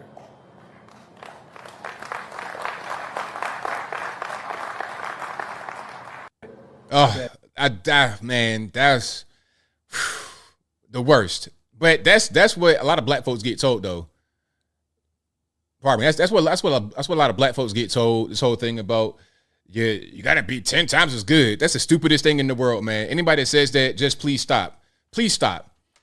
Okay, but silver lining, some of the students did not like what he was saying at the graduation, and they turned their backs. Some. So that's the good part. Okay. Now, I don't know if it's because they're trying to protest for Gaza Strip or whatever, but I like that you got my man right here with his back turned to him. A day earned, not given. We gather on this Sunday morning. My man right here. So we got at least 1-2 guys with their back turned. Okay, that's good. I like that. Because if we're in church, perhaps it would be this reflection. It would be a reflection about resurrection and redemption. Remember, Jesus was buried on Friday. And it was Sunday. On Sunday, he rose again. But we don't talk enough about Saturday when his disciples were. So there we go. So shout out to them for turning their backs. We got a couple guys in the crowd. Hey, man, it's better than zero. It's better than zero. I appreciate you guys for doing that. Now, I hope it's because you just don't like Biden and his policies and not because of some kind of Gaza Strip kerfuffle. I hope it's not that. I hope it's the first rather than the last thing that I mentioned. That's what I hope. But yeah, shout out to you guys for doing what you do peacefully and not acting the fool, because too many of your colleagues that go to college act a fool and just want to, do all kind of throwing chicken tenders all over the place, taking over campuses, trying to assault journalists. I'm glad you guys aren't doing that over at Spellhouse. All right. But if you like what you're hearing so far, please like the video, share the video, do all that good stuff. That'll help me out tremendously. Now, speaking about acting the fool, I showed you guys the whole thing with Jasmine Crockett the other day and Marjorie Taylor Greene and all the whole situation. I got good hair. I'm built good. Stupid stuff, right? Now, this is Jasmine Crockett speaking to Trump supporters. Okay, she says that she will always be smarter than you if you're a Trump supporter. It encouraged me to be who I am because I really am doing and experiencing things that so many other Black women are experiencing, but unfortunately, their stories aren't highlighted. And I also took this as an opportunity to, again, flex on MAGA and let them know that I will always be smarter than you. You can call me a DEI hire all you want to and lodge all the other insults that they continuously lodge against me. But she is no match for me when it comes to intellect. Now, okay, I want to pause for the cause. My man has a great beard. That's beard goals. Beard goals, 2024. All right, but Jasmine Crockett, I'm not a fan. And is that a scarab on her pin? Like, what is that insect right there? What is that? If you guys know, it might be a fashion statement. It might be some kind of designer brand, some kind of scarab, beetle, wasp, roach. I don't know what that is right there. But anyway, I digress. She just decided, oh, you know what? I've got privilege, so I'm just going to say whatever I want to say and then lean back. And that's exactly what she did. And she knew that she would face no consequences, or at least she thought she would face no consequences. I refuse to be somebody's doormat, and anybody suggesting that I should, I need you to look in the mirror and maybe check yourself. They encouraged me to be who I am. So there we go. That's Jasmine Crockett, a lawmaker in Congress. All righty. So shout out to her and shout out to the dude with the great beard. Is that Gucci? Is that what that is? Yeah, somebody say it's a roach. It's a fly. Yeah, I don't know what that is, but yeah, shout out to her. I'm not a fan. I am not a fan. Now, Michael Cohen admits he stole 30 grand from the Trump organization. Check it out. On Blanche and Michael Cohen. So you only gave him $20,000 and you took $30,000. Blanche, you stole from the Trump organization, right? Cohen says, yes, sir. Blanche goes on later on. He says, you did steal from the Trump organization based upon the expected reimbursement, correct? And he says, yes, sir. So again, that is breaking it out because essentially they walked through what it is that Michael Cohen actually paid Renfridge. And this goes back to, Jose, what you were just talking about, in this brown paper bag. all cash. He came to the Trump organization, an individual who worked for Redfinch, to collect this payment, $20,000, in which Michael Cohen paid out to this individual. The other $30,000 Michael Cohen kept to himself. Subsequently, why Todd Blanche is now saying, okay, so you stole from the Trump organization, correct? And Michael Cohen says, yes, correct. I believe Todd Blanche and Michael Cohen. So there we have it, Michael Cohen. I mean, look, this trial has been going on so long. At a certain point, is it going to end? Is it ever going to come to a conclusion? Are they going to wrap it up? Is it going to be a verdict? I mean, this whole thing is just a kangaroo court. Big time kangaroo court with no signs of coming to an end anytime soon. Now, this is hilarious. Megyn Kelly interviewed Bill Maher. Now, Bill Maher is a guy that will occasionally say something that makes sense, but usually I'm not a big fan of Bill Maher. Just not really, just in my cup of tea, personally. Not really a big Bill Maher fan. Now, he's on Megyn Kelly's show talking about a few things, but the one thing that got brought up was Hillary Clinton refusing to say that Trump was a legitimate president. Because y'all know what the media does. They'll say, oh, well, Trump didn't concede the election. He tried to take it over, tried to overthrow the election January 6th. But in 2016, when he won, Hillary Clinton went on the whole tour talking about how Trump didn't win. I won. He didn't win. Same thing, Stacey Abrams. Brian Kemp didn't win. I won. He lost. But then if anybody has a question about the election, they're interfering with their election. They're trying to overturn the results, all this, that, and the third. Now, Megyn Kelly confronted Bill Maher with that whole thing. And Bill Maher will say some things that I agree with occasionally, but I always have to remember that Bill Maher is still a liberal. He's still liberal. The thing with Bill Maher and other guys like a Joe Rogan, less Joe Rogan and more Bill Maher, they've always been leftists, but the left has gone so crazy with the LGBTQ, LMNOP, X, Y, and Z, baby deleting, all of that. They've gone so far to the left that these guys have stayed in the same place, and now they're considered conservative, but they're not at all. They're just leftists that are not as crazy as the new mainstream leftists are. All right, so check it out here. And this is a great video, by the way, and RIP in advance to the headphone users. And spent the next 4 years saying he was illegitimate. He was an illegitimate president. Okay, well, first of all, she didn't say he was an illegitimate. Yes, she did. You tell me exactly what she said. She said those exact words repeatedly. I believe he knows he's an illegitimate president. Okay, I mean, she conceded the election. Whether you're interpreting her disappointment at losing it, stuttering, sir, you're stuttering. You are stuttering. That's what you're doing. You are a very eloquent speaker. You have a talk show on television. You know how to speak very well. As the same thing as Trump not conceding it. I don't know if that's where you're getting it from. But again, it's a tremendous false equivalency. I think on January 20th, 2025, he'll show up at the White House, whether he's invited or not. And I don't think that's going to be good. He's gonna bomb in if he lost? Yes. Oh, yeah. Bomb is a word I wouldn't even throw around lightly. Oh, stop it. He's not going to do that.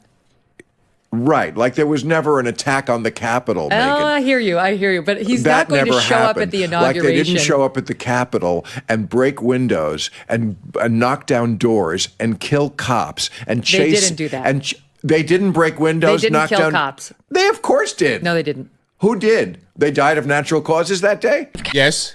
Yes, that's what happened. Capitol Police Officer Brian Sicknick, the medical examiner, has determined that he suffered 2 strokes and died of natural causes. Yeah, nobody died that day. Cops? No, not true. Who? Okay. Who? Oh, I don't remember the names. They didn't. There was Brian Sicknick, who died later after the fact. So, yeah. But that's a typical kind of talk you have with somebody on the left. Because they're not trying to hear. They're not trying to, because all they know is what they've been told by the media. They know that they got told that officer got deleted and Trump tried to steal the election. They know that, but they don't know the reality. They don't know the full story. They know whatever the media tells them, which is a lie. It's just a lie, and it's simple as that. So yeah, shout out to Megyn Kelly for destroying Bill Maher. Okay. Bill Maher most certainly is nuts. Ashley Babbitt died. That's right. Shout out to Bill Maher though. Shout out to them because, you know, again, this is why I say that he's still very much so a liberal. Very much so. All right. Now, speaking about Trump, let's go to the Bronx and see the opinions about Trump having a rally in the Bronx. And that'll be tomorrow, right? The Trump Bronx rally. If President Trump came here to the South Bronx, would you attend the rally? Hold on. Let me get the video up. Pardon me. If President Trump came here to the South Bronx, would you attend the rally? Of course. I would want to meet Trump. I want to shake his hand. He's the only president that I see that can ever make America great again. He's capable of doing that. I would love to go to a rally with Donald Trump come, because I'm a big Donald Trump supporter, and I will support him 100%. Oh, yeah, definitely we're going to show him love. We're going to show him a lot of love, and, you know, like they do in other states. We definitely need to see Trump here. There's nothing but love for Donald Trump here in the South Bronx, the North Bronx, the East Bronx, and the West Bronx. So, tell me... We want Trump to come back. Please, bro. Biden, get out of here, bro. I would come to the rally and support Trump, because the Bronx need a change, and we need somebody that's really going to help this community. I would definitely come to a Trump rally in the South Bronx. I like him. You do? Yes. Yes, I will come to a rally if President Trump was to come to the Bronx, and I also would bring other people to come too and support him. Would Joe Biden get a warm reception if he came to the Bronx? No, he wouldn't have, and I'll make sure of that. See, shout out to my man, 100%. And then shout out to Lou Valentino. Lou Valentino's out there in the Bronx, also a fellow YouTuber, content creator. He was on Fox News recently. Let's go ahead and show some of that. And again, shout out to, Lou Valentino. Y'all follow him on YouTube. If you're not subscribed to him already, please do so at Lou Valentino. Check him out. Former President Trump heading to the Bronx this Thursday for his first rally in New York since 2016. And already residents are holding their own events in support while encouraging others to register the vote. Watch. But Republicans, you have to go out to the hood. Even if you think it's, oh my God, it's too dangerous. It doesn't matter. If Trump, with 87, 90, I don't know how many counts, how many charges he got, if he can make time to go to the Bronx, then you got no excuses to go to the Bronx. This is crazy. This is happening in the Bronx. Lou Valentino is the New Yorker speaking in that video, and he's here right now live with us. So you said if Donald Trump can do it, and he has all these counts again, every Republican should be coming to the Bronx. Why? Well, you know, I think this is an opportunity Republicans should not let go. This is where you go in now. Throughout the years, I've never heard of a Republican going to the Bronx. So seeing Trump make the effort with everything going on, what is the excuses for Republicans and conservatives? So I tell people on there all the time that I see the support in Black America. You see it in the barbershop, you see it in Chicago, you see it in the Bronx. What are you hearing from people when you're hosting these type of events? Well, I wasn't hosting this one, but I was asked to speak, and that's why I gave that passionate speech. Shout out to those who did it, Latina Brown, Derek Gibson, people from the Bronx. And it's crazy because to me, I couldn't believe that people from the Bronx wanted to do a rally for Trump. And now I'm hearing that he's coming to the Bronx. And I think the Democrats have been dropping the ball. I mean, you see crime, you see a woman being dragged with a belt, you see all type of stuff happening in the Bronx, and they're just gaslighting it, acting like it's not happening. So I just think it's the perfect opportunity for people to speak up. And a lot of bad things are happening. A lot of people can't afford groceries. And Trump is speaking to those people in those barbershops or people that just can't afford this lifestyle that they had probably 4 to 5 years ago. So this is just, I think, you know, once in a lifetime opportunity. You can't do it. And I just want to say one thing. The Bronx voted 83, almost 90% for Trump. I mean, for Biden. I'm hoping for Trump. The fact that Trump is going there to a spot that is deep blue, that should send a deep message to Republicans once again. Step up your game. Yeah. So yeah, shout out to Lou Valentino on YouTube. Great interview over on Fox. Also doing a great job going into the Bronx, where he's from, and talking to people. And saying, yo, what's going on with the computers? Just doing great groundwork. Shout out to him. All right. And if you like what you're hearing so far, please give the video a thumbs up. Like the video, share the video, do all that good stuff. That'll help me out tremendously. Shout out to you, Saquon. I appreciate you, man. Shout out to you guys for being here. Now we got AOC letting the quiet part out of the bag. All right, let's check this out. All right, RP to the headphone users. Let's start from the top. And by the way, he's doing it in the South Bronx not to make a point, but because he's got court. And the man practically has the legal version of an ankle bracelet around him, and he can't leave the 5 boroughs because he always has to be in court. And so it is truly an embarrassment to him. And by the way, he's doing it in the South Bronx not to make a point, but because he's got court. And the man practically has the legal version of an ankle bracelet around him, and he can't leave the 5 boroughs because he always has to be in court. So basically, what this sounds like is she knows that he is being tied up in court with nonsense, and he can't campaign the way he wants to. So isn't it what we said?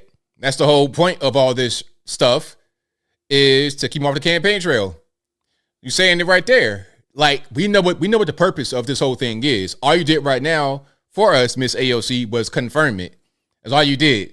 That's all you did. So you're trying to dunk on them, talking about, oh, you can't go nowhere. He got to stay in the 5 boroughs. All you're doing is making our point more exact, that he cannot leave because of the legal problems, and that's preventing him from doing more campaigning beyond New York City. So, you know, it is what it is, though. So shout out to AOC for letting the cat out the bag. That's pretty obvious what's happening here. All right, let's keep on rocking and rolling. If you like what you're hearing so far, please give the video a thumbs up. Like the video, share the video, do all that good stuff. That'll help me out tremendously. All right, now we got Puff. Oh, we got Puff. Puff Daddy, P. Diddy, Sean Combs, apologizing for beating up Cassie in the video. It's so difficult. RP to the headphone user. Sorry for the loud noise. It's so difficult to reflect on the darkest times in your life. But sometimes you got to do that. I was fucked up. I mean, I hit rock bottom. But I make no excuses. My behavior on that video is inexcusable. I take full responsibility for my actions in that video. I'm disgusted. I was disgusted then when I did it. I'm disgusted now. I went and I sought out professional help. I had to go into therapy and go into rehab. This is the classic, it ain't my fault, quote unquote, apology. I'm disgusted. I'm so sorry. I had to seek therapy. I had to go into rehab. Rehab therapy. Like, okay, let's put it in perspective here. Okay.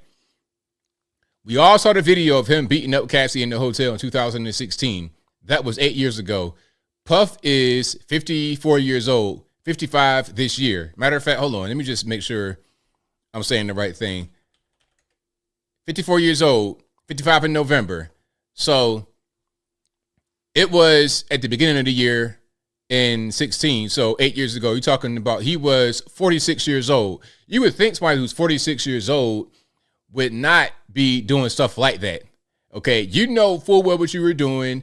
There's no excuse. Now, if you were 17 and just a wild hoodlum in the street, something like that, and you did something and you've not been in trouble for 25 years since then that's something different. But there's always been rumors and allegations about Puff since the 80s, and it's been an ongoing thing for years. You're 46 years old, beating up Cassie, who was much younger than you are, like 20 years or so younger than you are. I'm not trying to hear it.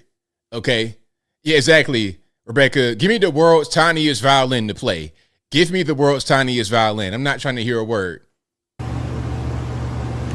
Had to ask God for his mercy and grace. Where was God at in the freak off, Mr. Puff Daddy? Because remember, if you got little kids watching, cover the ears. So remember, the context of him beating up Cassie was that they were at the hotel engaging in a freak off, which is like one of these drug and fornication fueled fests. During the FO, as we're going to call it from now on, he punched Cassie in the face and blacked her eye. She's trying to escape. He goes after her and beats her up again. Okay, so what are we talking about? And then also, you're talking about God, but you're a liar. You lied recently because remember, you denied all the allegations. Oh, these are disgusting allegations against me. I didn't do it. They trying to find a quick payday. You said that recently. So where was God at when you lied 2 weeks ago? Huh? Come on, man. Stop the nonsense. Please stop it. Just stop. I'm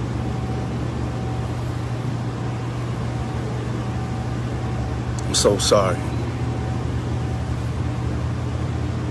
But I'm committed to be a better man each and every day. You're 55 years old, man. Like, you about to be at the end. Like, what are we talking? All right, hold on. I'm getting triggered. I'm not asking for forgiveness. I'm truly sorry. So yeah, it's ridiculous. It's totally nuts. But yeah, that's Puff for you right there. That is Puff. Hold on. Somebody said something about Drink Champs. Well, there was quite a bit that was said in the Drink Champs video. There was quite a bit going on in a Drink Champ situation. Puff is Puff is not necessarily gay, but Puff is, he's a switch hitter. He like Wayne Brady, pretty much. Whatever come across that plate, you take in the swing. Look, it could be a fastball, a change up slider. You gonna swing at it. That's pretty much how Puff acts. All right. Let me go back to the comments here. But yeah, Mr. Lee. I got it. Mr. Lee. Hold on. Now, this is a Drink Champs video from many years ago. This is like 2017. And the same guy with this top hat situation was with Puff recently out in Miami. So I don't know who that is, a spiritual advisor or shelf or what. Yeah, I love this Drink Where you Champs put my with you. bag I like at? when you like this, Daddy. Yeah, where you put my bag Daddy, at, I like Mr. when Lee? you Oh, when it's you right here, scrambling it's and right scraping for here. shit. No, I got I notes like and that. shit. I'll be practicing. I got Yeah. Daddy? Why are you calling me daddy, sir? Mr. Lee. Yeah, I love this Drink Where you Champs put my with you. I bag like at? when you like this, Daddy. Yeah, where you put my bag Daddy, at, I like Mr. when Lee? you Oh, when you it's right here, scrambling it's and right scraping. When here. you Oh, when you it's right here, it's scrambling right and And look at Fabulous. Fabulous is like, man, what did I get myself into? And then he's going to try to like proposition Fabulous in a minute. It's his birthday party, man. Because I'm saying, Cat Williams said, Diddy wants you to party and you got to tell him no. He's going to want you to party and you got to tell him no. This is from 2017 or right around before then. He's going to ask Fabulous, hey, man, why we never party, man? What's going on with the, let's go to, let's have a real party, me and you. He's going to ask him right here. Back on where I became. Did you miss me though? For real? Because I'm saying it seems like a thing with this birthday party, Puff, man. Man, but I'm talking about for your birthday. Huh? Why won't you party with me for your birthday, man? We partied for my birthday before. You came to my party. No, but me and you ain't never really party. You know what I'm saying? Eyes. Like, what kind of party are we going to? Like, and then Fabulous is stuttering up. This guy, man, he's been like that for a long time. There's so much evidence. It's not even really a thing that people can really say. Listen, he's going to ask you to party and you got to tell him no. You got to tell him no. But there's more here. Allegedly, there's more here. In the world of Diddy, I do not know if things can get any crazier. If this girl start talking, it can be the end of P. Diddy. Not this girl, this girl. So if you have not heard, Kim Kardashian allegedly had some videotapes and audio tapes that was actually recovered in the raid at P. Diddy's home. So Kim Kardashian allegedly has been on high-profile individuals to gain access to confidential information. Hold on, because that kind of got censored. To gain access to confidential information such as documents and top secret information on weapons. Y'all gotta look at this. Look at this. Closing in on Kim Kardashian. The FBI investigation, initially a tremor threatening her carefully constructed image, has morphed into a full-blown earthquake threatening to engulf her entire empire. Leaked information paints a picture of a woman who allegedly used a seductive facade to mask a ruthless ambition, wielding stolen documents and secrets like weapons. Kim Kardashian has found herself at the center of a sensational scandal, with federal authorities uncovering a shocking plot allegedly orchestrated by the reality TV star. The Federal Bureau of Investigation, FBI, has disclosed disturbing details, accusing Kardashian of a scheme involving drugging high-profile men in order to pilfer crucial documents for personal enrichment and blackmail purposes. Allegedly. Okay. Now, I could do a video on that, but I got to get all my ducks in the row to confirm all the information. But allegations. I mean, anything's possible nowadays. Because a lot of celebrities are tied to Puff. Like, it's bigger than him. It's a lot of people. You saw him with Taylor Swift, and you might see a lot of people involved. The TD Jakes, a lot of them are involved. Okay? Hollywood, entertainment industry, music industry, they're all kind of in on it. They're all in on it. Okay? Now, here's a video of Puff's jealousy. Now, this is the Met Gala red carpet. I'm not sure what year this was, but this is Puff with Cassie, and I think that's Andre Leon.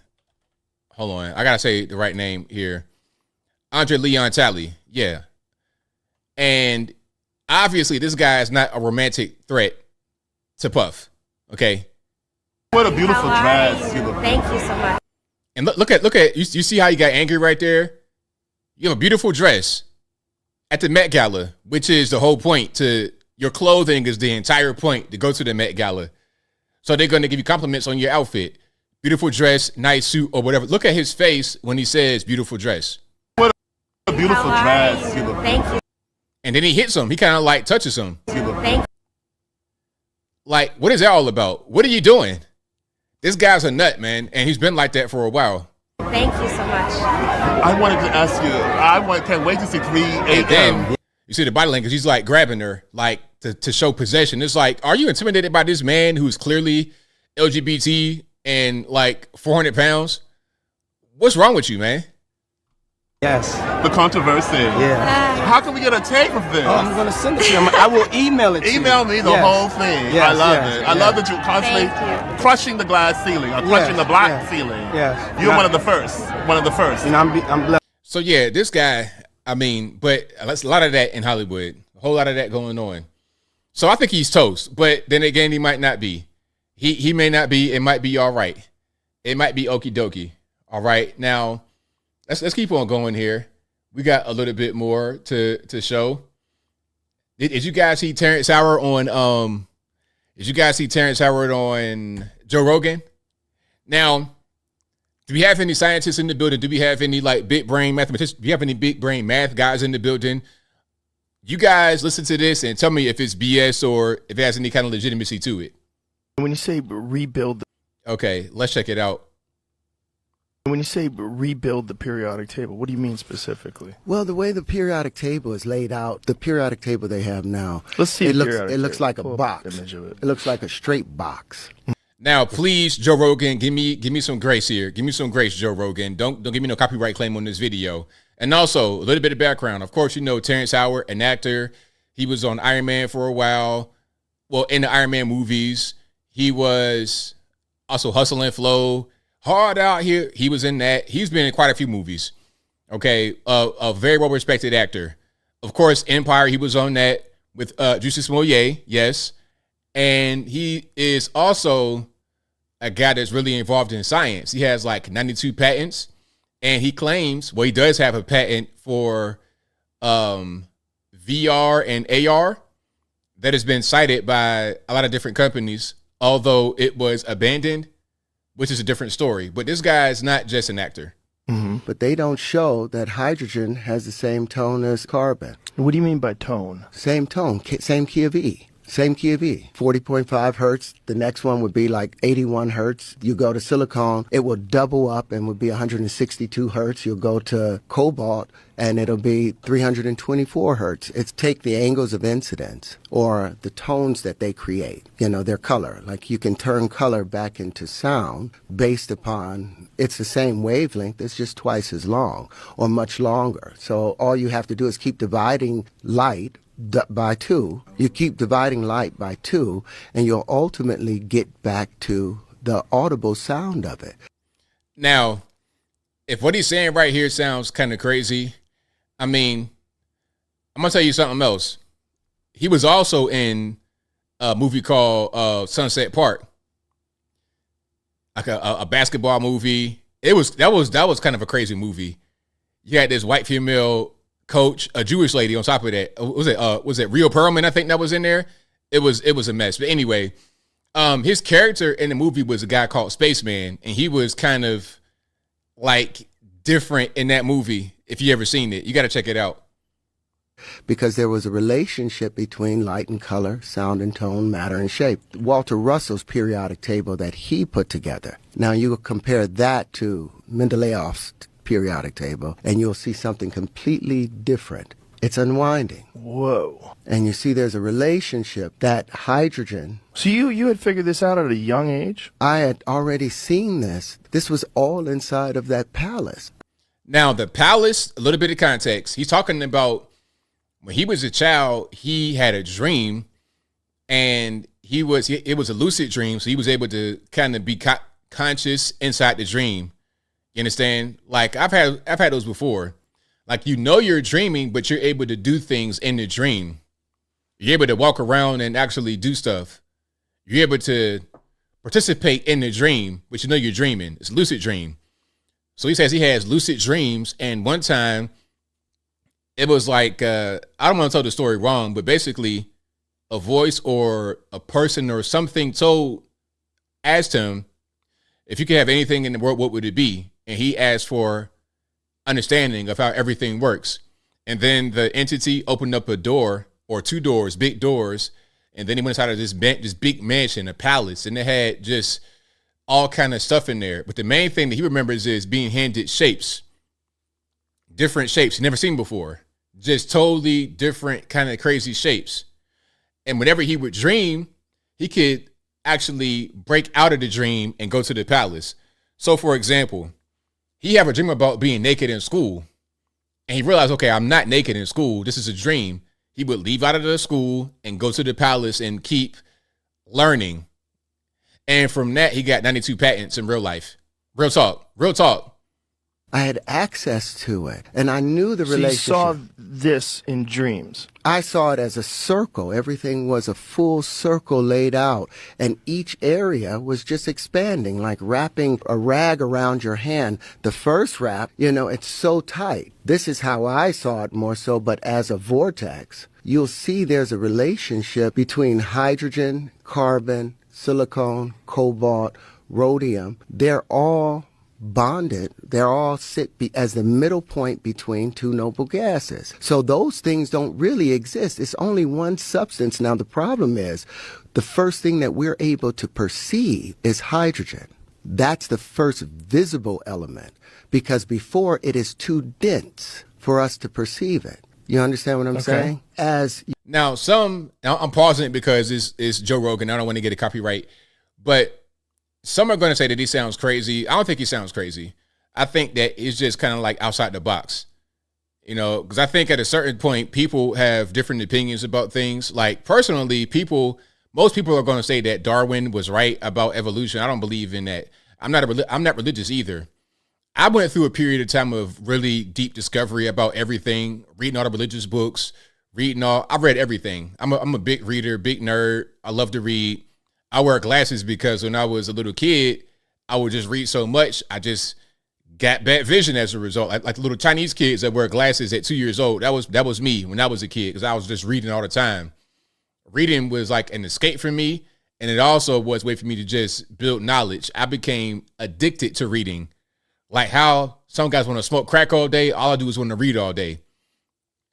I don't read books as much as I did when I was a kid, but now my day is spent reading for making content on YouTube and everywhere else to understand what's happening. But I have some different kind of opinions as well about stuff. I don't believe in evolution. I believe that we were created. We could call the creator God. We could call the creator whatever you want. Okay, Muhammad, Allah, Jesus, whatever you want to do. We were created because when you look at the body and the way that our systems operate inside, like look at a cell. Look at a single cell inside of your body and see how it actually works. It's like a factory, and how everything is like just coming together so perfectly. This was highly intelligent design, in my opinion. Also, I don't believe in the Big Bang Theory. I don't believe in Pangea. I believe that the Earth at one point was smaller and then expands from the core, which is why you got a rift around the Earth. The flood happened when the rift opened up and subterranean water came up from the rift and flooded the land. And we can see the rift happen right now. The fault lines is just remnants of the rift. But I'm getting too deep. So when I hear stuff like this, I don't think that it's too crazy because I think things like this too. And I've been like this since I've been a little boy. You reach into the next octave, the carbon octave, and they call that a bisexual tone because the carbon has two tones to it. It has a negative side and a positive side. The part where lithium behaves, lithium is contractive, beryllium is contractive. Boron is contractive, but the moment you get to carbon, you balance it out. Gets to a perfect balance of plus and minus 4. So it's a double tone. Nitrogen is -3, oxygen is -2, fluorine is -1. Now the balance of this, all of those are mates. Fluorine and lithium naturally mate. If you have lithium bonded with any other element, the moment that fluorine is introduced, it will break all bonds violently so it can bond with fluorine. Same. Now, for you guys to understand science, what's your take on what Terrence Howard is saying? Is it just far out left field, crazy? Does it make sense? To me, I don't see how it was. Like, I'm seeing a lot of the comments. People just said he's a nut job. He's crazy. I don't think so. I think he's making sense. Same thing with beryllium and oxygen. That's why it said, and what they've tried to keep from us. If you want to break water into its component parts of hydrogen and oxygen, all you have to do is introduce beryllium or the sound of beryllium. And oxygen will violently break away from any other thing, even hydrogen, to bond with that beryllium. So yeah, this is Terrence Howard, the famous actor on the Joe Rogan Experience. Okay, I think he makes sense. To me, I understand it because I think like that. That's kind of how I think. I'm not really into just, the whole thing, just living in the box. I stopped doing that a long time ago. I stopped doing that when I was probably like in my mid-20s. Yeah. So I think, if you guys want to learn more, go to the Joe Rogan podcast, check out the episode with Terrence Howard. He spoke about a lot. And the main thing he spoke about was the lucid dream where he had, and he's talking about the palace. It was really good. It was really, really good. I was enthralled, like totally enthralled. So yeah, shout out to Terrence Howard. Let's see if I can find that piece right quick, and then we keep on rolling. If you like what you're hearing so far, please give the video a thumbs up, like the video, share the video, do all that good stuff. That'll help me out tremendously. Alrighty. Yeah. I might not be able to find that particular one, but it was really good. When you say no, that ain't what I wanted. I'll keep on moving here. And shout out to you guys. We'll get to the super chats in a minute, and then we get to the calls. The number to call, 434-658-1220. Again, 434-658-1220. Oh, and before I move on, as I was saying from the beginning, Inside the NBA will be canceled starting after next season. So the 24-25 NBA season, there's no more Inside the NBA. Really unfortunate. Okay, hold on. Is this it right here? Yeah, this is it. I'll play some of this and I'll move on. All right, and then let's do this. All right, where we at? Okay, perfect. Here we go. I didn't come into this world the way everybody else does, I don't think. Oh, okay. I ain't gonna spoil it. I'm gonna just let it play. I used to think that everybody had the similar experience, but like if I asked you what was your first memory in life, what would it be? I don't think I know. My first memory was almost like when you're dreaming and you're falling and you hit the bottom and you wake up. Mm-hmm. That was my first memory, but I didn't wake up here. I was inside my mother's womb. And I was about maybe 6 months inside the womb. So he's saying that his first memory was being inside the womb. Do y'all follow? Y'all believe it so far? Let me keep on going. And I'm like, okay, don't forget I'm here. Okay. Don't forget. You go to sleep. You wake up again. Now something's moving in front of you. And you're like, oh, that's my friend. But I had a different name for it. I didn't know it was my hand. But I knew I had a title for it. Go back to sleep, all of those things. Then ultimately you get ready to come out. I remember all of that. You remember coming out? Remember being compressed, and you want to panic, but you're flooded with like some serotonin and dopamine to where you feel relaxed. You go right back to sleep. You remember being born. I remember being circumcised. I remember the whole nine. And the proof of it was when my wife, Mira, that you just met, when she was 6 months pregnant with my son, Kieran. Okay, I got to pause for the algorithm, but he's trying to, now he's saying he basically, when his wife was pregnant with their baby, he kind of did an experiment. I wanted to prove to her what I was talking about. So I put a light on her stomach every day at 6 o'clock at night. And I would move that light back and forth, and I'd put a song on for a week straight. On Saturday, after a week, I didn't put the light there, and I didn't do the music. And he pushed up on her stomach.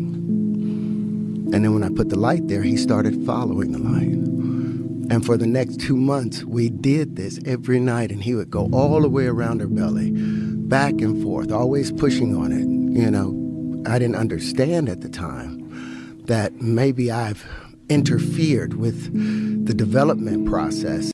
So I believe that 100%. Now you can not believe the whole thing about him remembering being in the womb, but I believe that whole thing 100% about a child having some level of some level of consciousness, obviously, inside the womb, to the point where they can interact with you. Okay, they understand kind of what's going on. Like when you read to a child in the womb, when you're singing songs, you're at an early age getting them prepared. Yeah, getting them prepared, because a baby inside the womb is still a baby. This is what we always say. It's like life starts at conception. You're 6 months gestation. You're just as much almost as a baby as you would be at 9 months full gestation and birth. And then, of course, when you're born, you begin the education process at that point. But really, it could start before.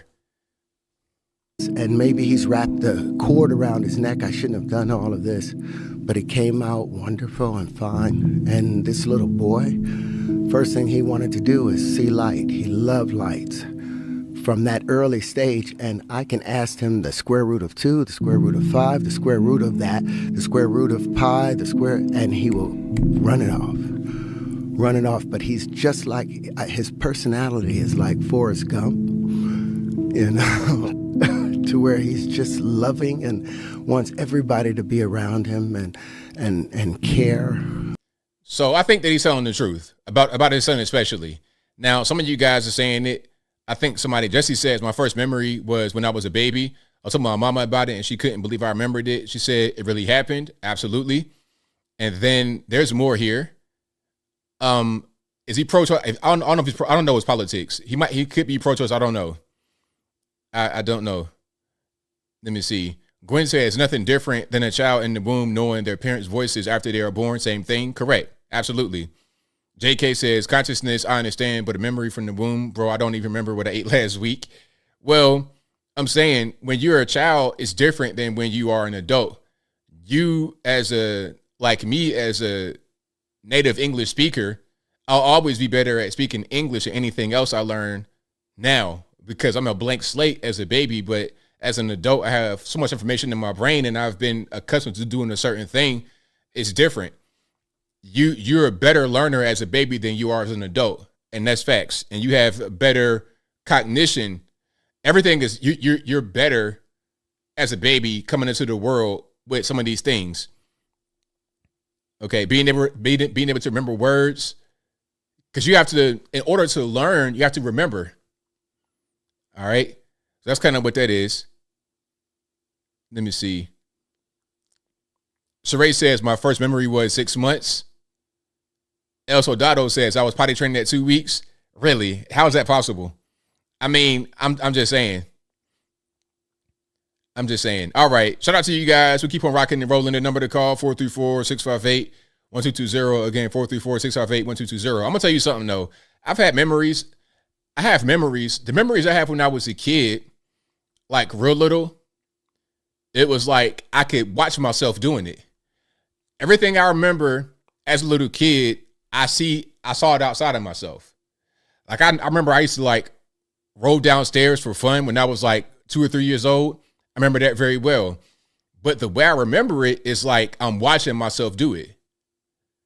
And that always was like that. This is before cell phones came out, because some people may say you used to looking at the phone and videos. Nah, this is when I was still little. So like when I was like 8, 9 years old in the early 90s, I could remember watching myself do something. It was like I had somebody else there with me and I could look through their eyes. I mean, I tell you, man, it's a lot that we don't know about the human experience. But anyway, let's keep on rocking and rolling. Shout out to Slenderella Charming, who says, Aunt Tony, where'd that girl go? She was so funny. Thanks for all you do, ABL. Thank you for your comment and your super chat. Most certainly appreciate you. Thank you to Andrew Rivera, who says, hey, ABL, people with Trump derangement syndrome get heated when I say Trump will be the next president. I finally learned to cut the conversation short. Trump will have a rally tomorrow in the Bronx, New York. Hope it's great. Right on. Shout out to you, man. Thank you for your comment and your super chat. Thank you to Lothair, who says, yeah, I remember back in the day when I had a Walkman, I had a whole book of CDs, hundreds of pages, buying CD cleaners. I remember CD cleaners. I remember my grandparents fussing at me for finding my Marilyn Manson CD. Yeah. Papa Knight, thank you for your super chat. Papa Knight Shelley says, in my opinion, clearly a move to benefit the silent people of the alphabet community. Thank you to Lothair again, who says, WTF, justice impacted person. Am I hearing this right? Man, I don't know what I'm not smoking. I'm tripping seriously. Man of the Face says, hey, ABL, and all your listeners, Biden's Morehouse speech was disgusting. Talk about race baiting, and from our president, he needs to go right now. Absolutely. Go straight to the penitentiary, Big Rocks, Little Rocks, all day long. All right. Shout out to Lothair again, who says, I cannot wait until Puff goes to prison and he drops the soap. He deserves it. Yeah, there's going to be a freak off in the prison shower. That's crazy. A prison freak off in the shower is nuts. Shout out to Papa Nia Shelley, who says, funny how Puff gets all this attention during an election season that he's not rocking the vote for the Dems. Yeah, my tinfoil hat is sparking. Hey, man. Hey, I'm not necessarily against you. All right. Did I get everybody? I think I did. Shout out to you guys. I appreciate you. Let's keep on rocking and rolling here. The number to call, 434-658-1220. Again, 434-658-1220. And there's also an email for Skype in the description. If it doesn't work, don't blame me. Blame the white man, because it ain't my fault. All right, let's keep on going. And make sure the sound and everything is good too. Yeah, we good. All right, I'm speaking to 508. You're on the line. Am I speaking to? Drew. How you doing, man? It's all good. What's happening? So I talked to you a couple weeks ago about actually, can I 1 second? I got this thing like repeating in my Okay. So I called you a couple weeks ago about my time in Occupy and all that stuff. And I wanted to kind of expand on that a little bit.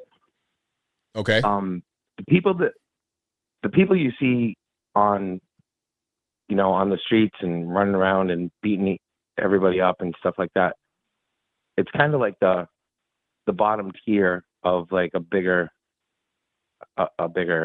organization. So you ever seen like American History X kind of thing where like at the end he goes, like everybody's partying outside and they're jumping around and moshing and drinking and acting a fool and stuff like that. Like, and then he goes into the back where that dude has like a tie on and all that, and he tells him pretty much like, dude, I can replace you in a heartbeat, and like your brother is pretty much like belongs to us.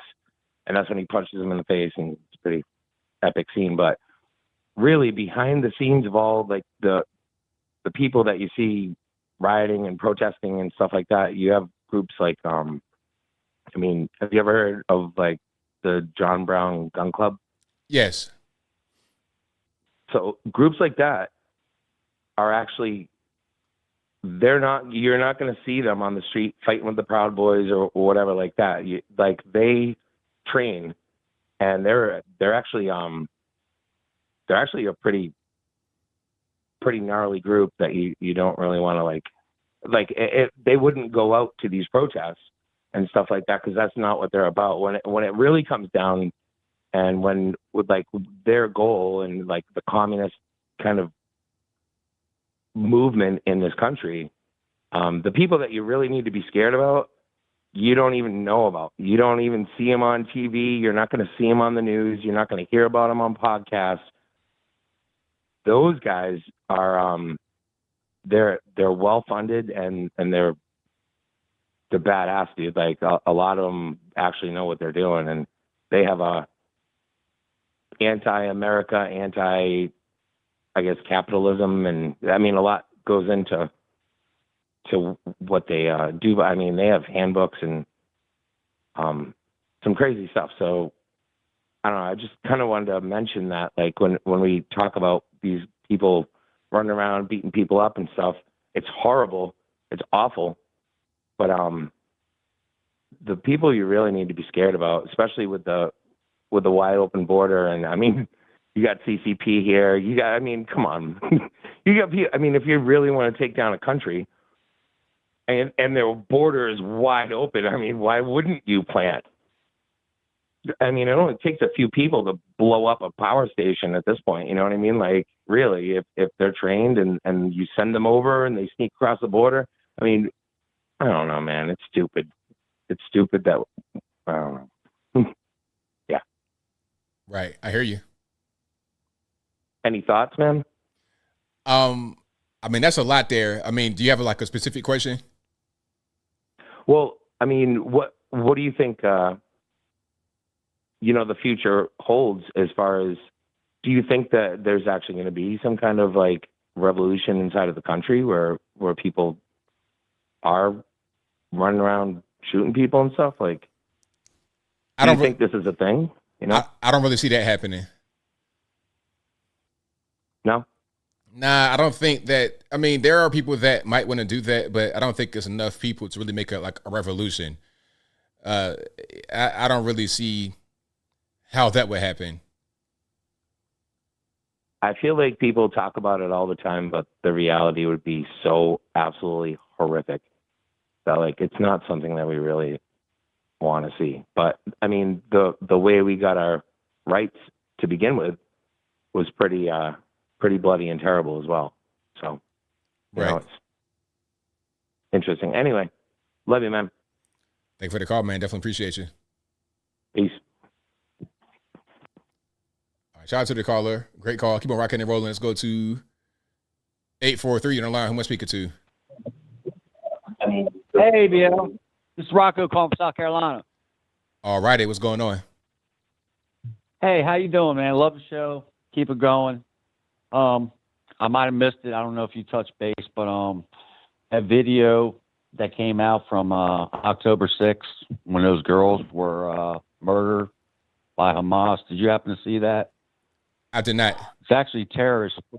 It's actually a terrorist footage. Anyway, I mean, I was crying, but I think this country is like, you know, there's a lot of movies and stuff with a lot of gore, a lot of video games with gore, and I think people are kind of like, they look at that and kind of put that with reality. I mean, I look at these college kids wearing Hamas, waving a Hamas flag. It's like, you know, I wonder how they'd feel if they watched that video unedited, how they would react, how they would feel, how they would put themselves, perhaps, if that were to happen to them, because it could happen. You know, open borders and everything like the other guy was saying earlier. We don't need that. I don't mean to be doom and gloom, but anyway, I'm gonna move on. I know you've done a couple little segments on PBD podcast. Yes. Did you happen to watch the one with Judge Joe Brown? I did not see that one. Okay, just a little. You know, when you got a minute, it's like an hour long. I'll tell you what, that man is so smart and articulate, and he's kind of old school. You know, about handle your business, be a man. I mean, it's really good. I think it'll put a smile on your face. And the one last thing I want to say, Cat Williams did an interview with it's called Shay Shay. I don't know if you saw it. Yeah, Shannon Sharp. Yeah. Did you watch that? Oh, absolutely. I watched that one.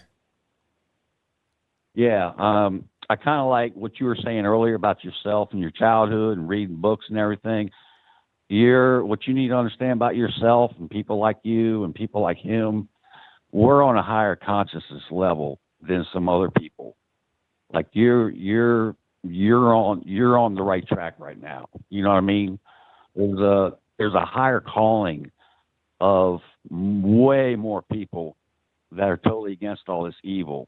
And it's coming. 2024 is going to be an awakening for a lot of people. A lot of people have been getting away with stuff.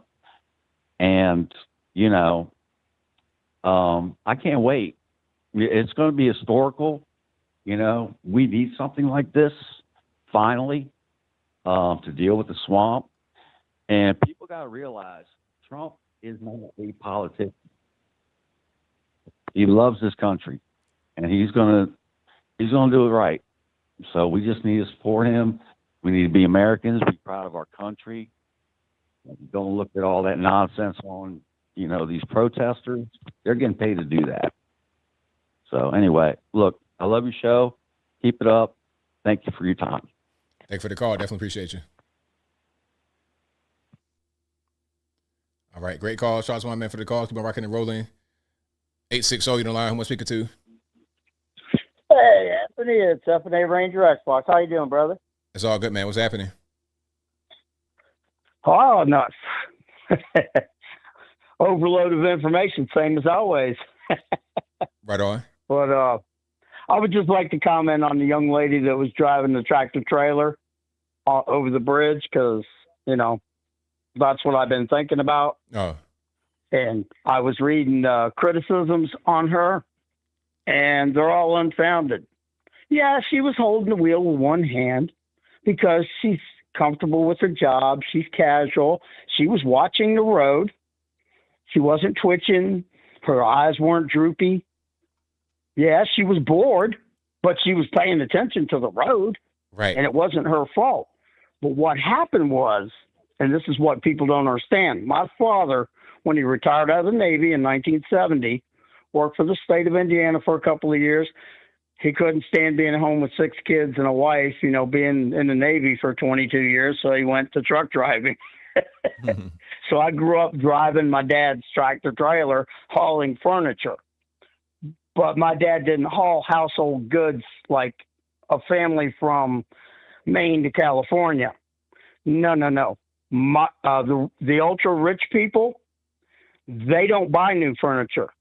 They send their furniture out every 6 months, every year or so, and have it reupholstered. And That's what my dad did. He'd go to their mansion, estate, pick up their furniture, take it to the place where they reupholster it, and bring it back. So anyhow, that woman, getting back to her, when she was struck by that truck, you have to understand that's a conventional tractor. My dad drove a cab over, but the truck hit the same place. That truck hit her front left tire.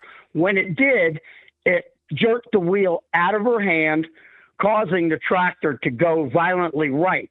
She grabbed the wheel immediately and tried to correct. What happened was it set up an oscillation with the trailer because the weight moment of the force is going opposite. So it's like a wave. So she's fighting a wave when that happened. And you do that when you panic. She should have just half controlled it, stopped it halfway in the center. But it's not easy when you're talking milliseconds of decision making. But she did the best she could, and she did better than a lot of people would have. My hat's off to that young lady. And I know, thank God she's alive. Thank God the kingpin. That kingpin's only about 3 inches in diameter and 2 inches at the tiny part held on by that fifth wheel. So thank God for that holding. And I think she did an excellent job. And I'll close with that, ABL. God bless you. Take care. Good night, everybody. Be good. If you can't be good, don't get caught. Take care. Thanks for the call. Appreciate it. All right. Shout out to you guys for the calls. You guys on the drill. The number to call is 434-658-1220. Again, 434-658-1220. And thank you for being here. I most certainly appreciate y'all. Minnesota winning. Minnesota going all the way to the championship, ain't they? After they got rid of the Nuggets, it's wide open. They're going to win. All right, let's keep on rocking and rolling here. All right, Skype caller, who am I speaking to? Oh, hey, Anthony. It's Stanley. How you doing, mate? Everything's all right. How about yourself? Yeah, brilliant, mate. Thanks for taking my call. No problem.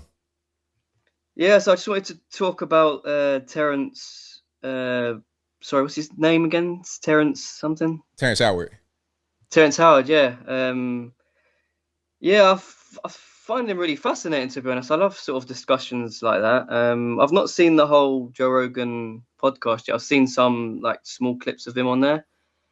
And I've seen some of his clips on, I think when he went to, was it the Oxford University? And he had a sort of a speech there. I don't know if you've seen that one. You said it was where now? I think he went to the Oxford University. He had a sort of a debate there or speech. Oh, I didn't see that. Yeah, I've seen some sort of clips from that as well. And he was talking about sort of the similar sort of stuff with, frequencies and the sort of chemistry and stuff like that. And that seemed really interesting. I mean, like, personally, I don't think he's crazy or loopy or anything like that. I mean, most of the stuff he talks about, I don't actually understand. But, that's just my own ignorance. I'm not going to call him crazy. Right. Because I don't understand what he's saying, you know what I mean? But I think he definitely sort of is very well educated on chemistry, though, right? And frequencies. He definitely seems to know what he's talking about in regards to that aspect, right? I mean, that's what it would. I mean, to me, it's what it appears like. Yeah, he definitely seems really knowledgeable with that stuff. But I see a clip of him talking about. He was talking about something to do with, sort of the asteroid belt of Jupiter, is it? I think he was talking about something about that the asteroid belt was once a planet a long, long time ago. And he said that he believes that there was a human civilization or humanoid civilization living on this planet. And they created a machine like, at CERN, that sort of Hadron Collider they've created. Yeah. He said that civilization created technology like that, and it actually popped the planet and it from within and it exploded, because he doesn't believe that. I think Earth has a core. It's basically like a balloon. It's like or something along those lines. And he basically believed that that planet and that civilization created a machine like that, and it popped the planet from within, and that's why Jupiter has an asteroid belt. I mean, I don't know where he got that theory from. I I mean, it's a very interesting theory. I'm not too sure where he sort of got that information from, but I mean, that can sound loopy to some people. You know what I mean? Yeah, I mean, I could see how it would sound to some people, but you know, we've learned a lot over the past few years. Some things that we thought about for a long time that were true that are not true. So, I mean, I'm kind of open to hearing things that are not conventional. Yeah, exactly. I mean, there's nothing wrong with that. I mean, thinking outside the box, or just listening to people's theories, because you can go back 100 years and talk to the people from then about certain things that we know is factual today, and they'd call you crazy. They'd be like, "What are you talking about? That's witchcraft. That's magic." And so as technology and science progresses, obviously we figure out other things that we thought were never possible, right? That's right. Yeah, and there was what was it? Yeah. So anyway, that's just my thoughts on. I'll obviously, when I got time, I'll obviously watch the whole podcast. But maybe just before I go, I don't know if you heard about a bill that's been passed recently in Germany to do with they've passed a bill to do with basically decriminalizing sort of people who have sort of explicit content, sexual explicit content of children. And they've basically decriminalized it. They've turned it from a criminal offense to like a misdemeanor. I don't know if you heard about that. Where was this? In Germany. Oh, wow. No, I didn't hear about that. Yeah, sort of. It just got passed recently where it's sort of basically the parliament has voted to remove the possession of child sexual abuse materials as a criminal offense. So obviously it was a criminal offense before, and now they've passed a bill to make it a misdemeanor. So I don't know whose idea that was. I don't know why they would even think of bringing that forward to the government to even pass that. I mean, you're clearly being a paedophile, sympathizer. I mean, I don't know why you'd even think of passing that. That's just evil to me. Yeah, that's really crazy. Totally crazy. And obviously that's probably other EU countries might even try to adopt the same approach now and try and pass in other countries. And I just hope we're not next, you know what I mean? Because to me, that's just sick and that's just evil. But I just thought I'd let you guys know, that's all. Right on, man. Well, thank you for the call. Definitely appreciate you. All right, ABL. Take care, mate. Thanks for taking my call. Shout out to everyone in chat. Take care, mates. Yeah, bye. Right now. Bye. Yeah, that's crazy. I don't know what's going on in Germany. 408, you're on the line. Who am I speaking to? Hey, Anthony, how's it going? It's all good. About yourself? Oh, hanging out. I'm in your favorite state. I'm in California. That's the worst. That's the worst state in the union. But we got some noise in the background. I just turned it off. All right, perfect. I was missing the mute button. Sorry. So a couple things real quick. How's it going? How's your family doing? How's your wife doing? Well, I'm not married anymore, but everything's going good. Oh, I'm sorry about that. Oh, it's fine. Been watching you for a while. So two things. One, the Biden speech at Morehouse is just disgusting. Absolutely disgusting. Do you agree? Yeah, it was really terrible. I played some of that earlier, and I just hated it because what it does more than anything for me, it just puts people in the position of always having an excuse. That's why they can't go forward. You got to work 10 times as hard, and talking about George Floyd, it's just so much negativity and so much so much of the absolute wrong things. If I was to give a commencement speech, I would never say any of that at all because I want to promote positivity, not falsehoods and negativity. Yes. Kind of like Buckner, the kicker for the Chiefs. I think he promoted positivity, at least with those like-minded people. Yes, absolutely. But, people... Biden did not belong at... I didn't mean to cut you off, but Biden did not belong at Morehouse. He needed to go to, I don't know, South Dakota maybe. I don't know. Really, he could have just gone back to D.C. and stayed there rather than going to Morehouse. Yeah.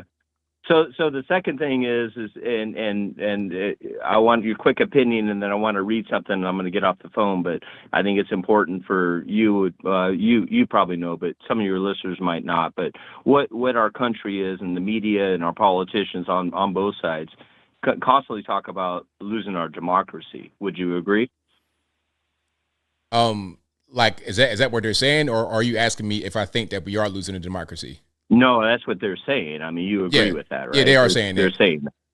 It's constant, and it's all over the place. And the thing is our country is not a democracy. You understand that, right? Absolutely, I'm sure yeah. you do. You're a republic. We're a constitutional federal republic, to be exact. That's right.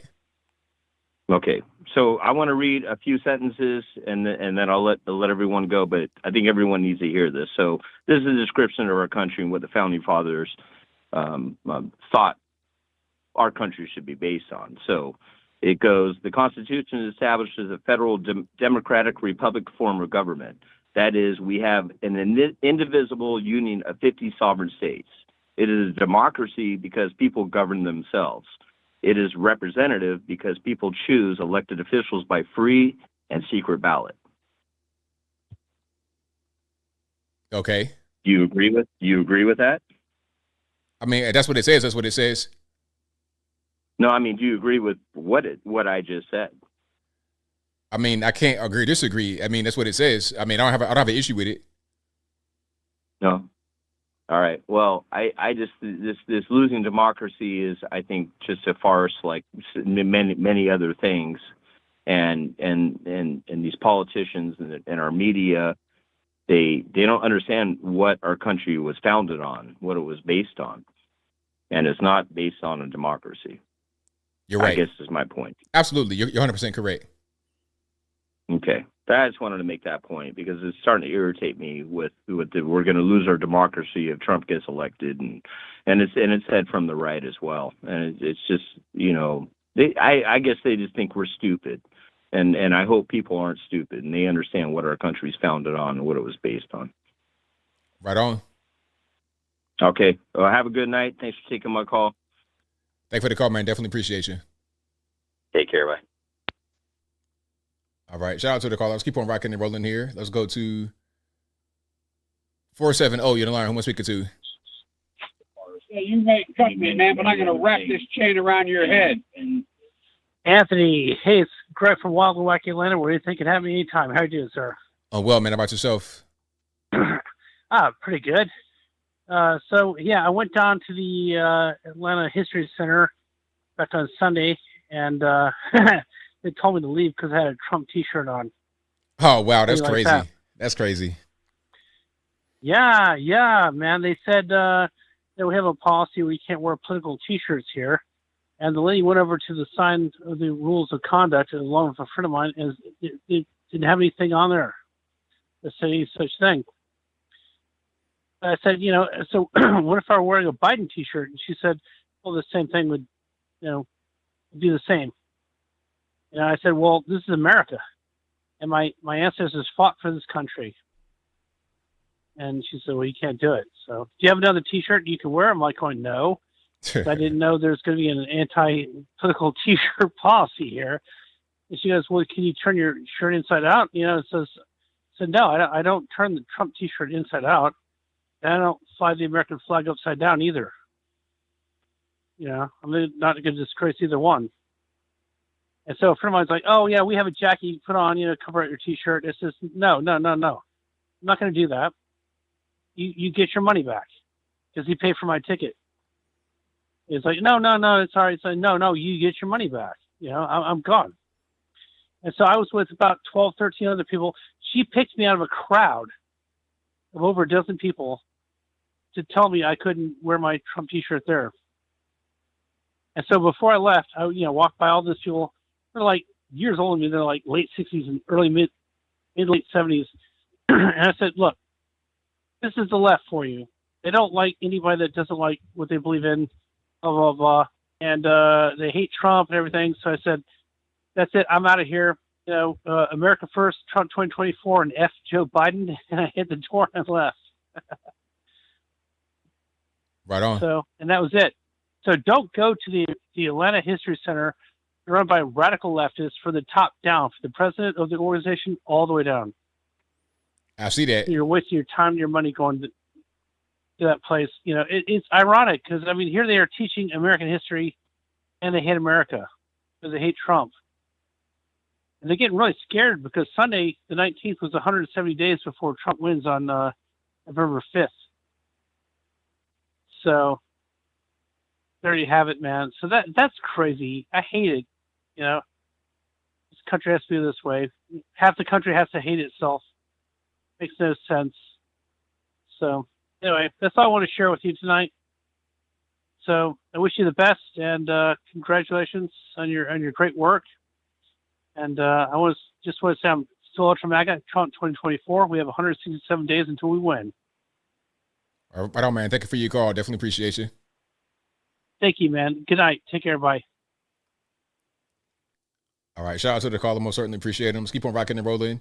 The number to call, 434-658-1220. 859, you're on the line. Who am I speaking to? Yo, yeah, what's up, bud? It's all good, man. What's happening?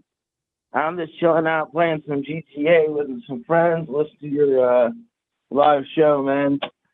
Hey, man, Puff Daddy, man, shoot. Man, I cannot stand people like that. He is not a man. There's no man who would do stuff like that. That is not a real man at all. It's a coward. Anybody who lays a hand on a woman like that, especially, man, you are a millionaire, man. You are an artist, man, especially when you have all this money and wealth. You can get any woman in the world. Why do that? He has some insecurities about himself, and he's a wussy. I just can't wait until he gets locked up. I really can't wait for it, man, you know? Yeah, that's going to be a good day. That would be definitely a good day, and I guarantee you, he's like hiding in Spain, over in Brazil, somewhere. He's a coward, and he can't own up to his mistakes. Because if he was actually truly sorry with his whole little apology, he would have turned himself to the cops already a long time ago. Right. And I think it's ridiculous. And him and his little creepy, predatory butt needs to. His day is coming, and I'm tired of this. His abusive attitude. Creeps like that need to be locked up, and his day is coming, man. Hey, enjoy the. Thank you very much for taking my call, ABL. Peace out. Thanks for the call. Libertarian now. Appreciate you. See you. All right, shout out to the call. Let's keep on rocking and rolling. 504 to the line. Who am I speaking to? Hey, ABL. It's Alien Spaceship. All right, man. What's going on? All right, I'm enjoying the show. And also now, yesterday, an older cat passed away, and I had to deal with that. But he lived for a long time. Well, RIP to your cat. Yes. And also, I wanted to talk about Diddy. So basically, I was watching an analysis about it, and basically, through like a law perspective, it was really stupid for him to go and like admit on the video that what he was doing, and it basically would hurt his case, which is a good thing in a way because he needs to be locked up and all. But the point of me saying this, it just shows how like stupid and uncoordinated he is, and he's just really out for himself. Yeah, definitely does not show a good thought process. Not very good judgment. Right. And I think it's horrid what he did, and that the whole world can see this. And I was like, I knew, in my opinion, I always thought that he was guilty, and I did want to see more things come out. And it's like really, really bad. And I think, in my opinion, a jury would certainly convict him. And also, like some people in the chat were thinking like maybe he would somehow pull strings or something. And I think that anything's possible. But I certainly think that, like most people, I think everybody pretty much doesn't like him, and I do think his life is over. Yeah, I think it's pretty much a wrap. But we'll see. We'll see if this whole thing goes forward the way that it should, and take it from there. Absolutely, we'll have to wait and see what happens. The Bible says that you reap what you sow, and yeah, we'll see. And also, I do think it's good to explore different ideas of different opinions that people may not agree with, or things that, like as you said, people thought things were correct, but they weren't correct. And I do, cause that's why I think in our country the freedom of speech is important and it needs to be enforced, because just in case if something or an idea or a thought was wrong, it's good to see it being refuted. Absolutely, 100%. Right. And like, personally with me, I like studying about, the planets and stuff. And this one specific planet that's allegedly out there, Planet 9, it's also called Nibiru, I've mentioned it before, that it's way out. It's an object beyond Neptune, and there's controversy about if it existed or not. And they're now saying that it's likely there, and they're going to try to get this really powerful telescope to see if they could find it. And then it's like with the other things, it's like they're now saying it's likely real, but before they said it was false, and everybody that thought it was real was a conspiracy theorist. But now there's, now they're telling the truth that it's likely real. They always do that. I mean, the same thing with the vaccine. Oh, you can't use HCQ, you can't use ivermectin, that's horse paste. Then they say, oh yeah, you can use it. Matter of fact, I'm using it. They always do that. They'll come out and say that the thing is totally wrong, it's false. If you believe it, you're the worst person. Then they come out and say, sorry, it was real. Exactly. And yeah, ivermectin is a perfect example. Yeah, that's fine. I've talked to professionals about it, and ivermectin's fine. And the vaccine, like my uncle and I were talking about, it seems it was extremely experimental, and there's no evidence, something he was seeing, that there's no evidence that it even cures or does anything productive. And it's just people injecting poison in their bodies, in my opinion. And it's just still because they got people emotional and not being logical, and that was the outcome of it. It's like a sheep mentality, a herd mentality. Right, exactly. Right. Okay, ABL, that's all I have to say for this call. Thank you for taking my call. Thank you for the call. Definitely appreciate you. Okay, bye. Yeah, the whole thing with IVM, that was totally crazy. And I just stuck to my guns, though. I just knew. Like, I don't just believe whatever the television tells me. It's crazy because people will believe whatever they hear on TV. But we were told as kids, don't believe everything you hear on TV. But people pick and choose whatever they think they should believe. If you see something on the news, it must be real, right? They must be telling you the truth. You just have so much faith in these people. And I always say, hey, don't even take my word for it. Do your own research and figure out what's going on that way, rather than just believe in me. Okay. So that's kind of what that is. But hey, if you like what you're hearing so far, please give the video a thumbs up, like the video, share the video, do all that good stuff. That'll help me out tremendously. But yeah, all the planets. Remember, it said Pluto was a planet. Then they said it wasn't a planet. Now they're saying it is. I don't know what's Pluto's status now. I have no idea. It's changing from it changes from years to years. It'd be a period of time where they say it's a planet, and then a period of time when it's not. So at this point, it's just like, hey man, if they could just change up whenever they want to change up, then so can I. I have my opinion, and then I could just change it whenever I want to. I'm not going to be totally just set on one particular way of thinking if they're not either. That's how that goes. All right. But if you like what you're hearing so far, please give the video a thumbs up. Like the video, share the video, do all that good stuff. That helped me out tremendously. 773 on the line I'm speaking to. ABL, a retired Chicago police officer friend. Thanks for taking my call. Number one, ABL, Terrence Howard. The thing is that some people can remember themselves in the womb. Some remember themselves in a baby carriage. And some remember their life starting at maybe 2 or 3 years old. It all depends on the person.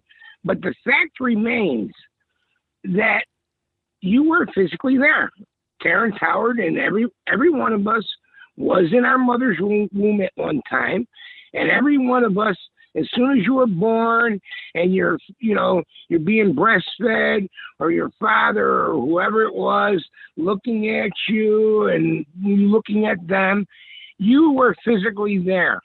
And some people remember it because you can't really articulate it because you didn't have the words of articulation at the time.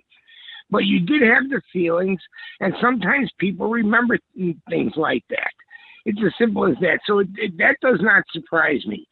And then I'm going to take his word on the periodic table, because although I have, just a sketchy knowledge of it, I don't have that kind of knowledge of what he has. And he's talking about doubling the numbers and all that kind of thing. I'll take his word for it, or maybe somebody that knows about it can either prove him correct or prove him wrong. Then the other thing, and the more important thing that I wanted to talk about, ABL, was this whole thing in Chicago where they want to change from offender to, can you repeat what they said they wanted to change it to, ABL? Because I've been retired for a little bit now. I think they said what was that? Justice affected person. Yeah, justice involved person or some nonsense like that. Here's the thing.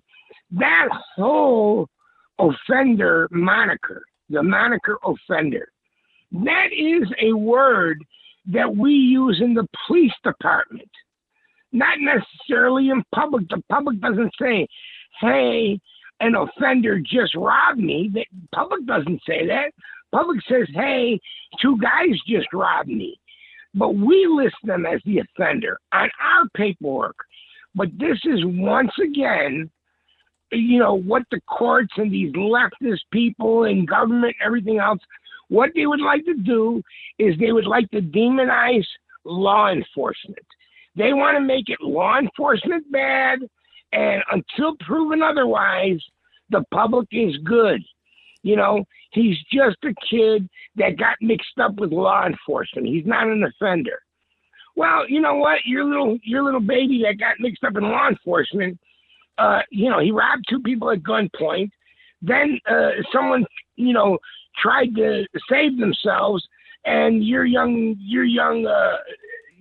person affected by law enforcement has now shot and killed somebody. It's just a way to soften the crime, be soft on crimes, and demonize the police and everything else. And that's what they want, that kind of chaos. That's what they want. They would like to completely take down society as we know it. They want chaos. They don't want law and order and all that. They don't think our system is good the way it is. Well, they're going to find out, not from us, but just from the way the world works, they're going to find out that they themselves have painted themselves into a corner that they can't get out. Just like, I would love to see somebody's go on a field trip, somebody's LGBT people that are for Hamas, go on a field trip over there with Hamas and have all the flags and put all your costume on and the whole thing and see what happens to you. See what happens when reality hits. The thing is, reality has not hit these people yet. Reality, who has reality hit? Some black people. Reality hit the black people. You know how that happened? Because everything gets dumped to them first. All the migrants get dumped to their neighborhood first. So now the black community is starting to wake up to see what reality is. Reality is that all the money goes to these people. You get out, we're taking over your school. We're taking over your gymnasium or your park. We're going to give money to illegal aliens before we give any money to you. I mean, it's ridiculous. Here in Chicago, they showed a news story, and they showed homeless in tents on the street, 100 feet away from a hotel filled with illegal aliens. I mean, it's ridiculous, ABL, and people are going to start to realize what's happening in this country. And, unfortunately, it might be too late. That's how much they hate Trump. They hate Trump so much that they'll almost commit suicide to keep him out. I mean, it's a ridiculous thing. We have problems, whether Trump is president or not. We have some huge problems. And I'll leave everybody with this one last thing, if I may, ABL. As a former police officer, and, my biggest fear, really, and, not too much makes me afraid, but my biggest fear, or what I don't want to see happen, is that you have now let in not only Chinese, but a bunch of people from all over the world. And those people like Al-Qaeda, I believe that they're here now. And they may have some kind of uprising, some kind of terrorist attacks, something from within our country. And that is going to be, we may have to defend ourselves from within our borders, and watch what happens then. So anyway, thanks for giving me time, ABL, and I'll talk to you later. Thank you for the call. Definitely appreciate you. Thanks. All right, fantastic call. And shout out to you guys for being here. You guys are the best audience anywhere on these interwebs. I'll be back live again on Saturday, same bat time, same bat place, 8 p.m. Eastern time to right around right now, 11 p.m. Eastern Standard Time. Shout out to you guys for being here. You guys are the best audience anywhere on these internets. Could not do the show without you. Shout out to everybody for watching, retweeting, super chatting, whatever you're doing. All right, thank you for checking on in. I'll see you guys, of course, in the pre-recorded videos all throughout the week. I'm putting those out. I got quite a few topics that I've not done, but I'm going to do probably tomorrow.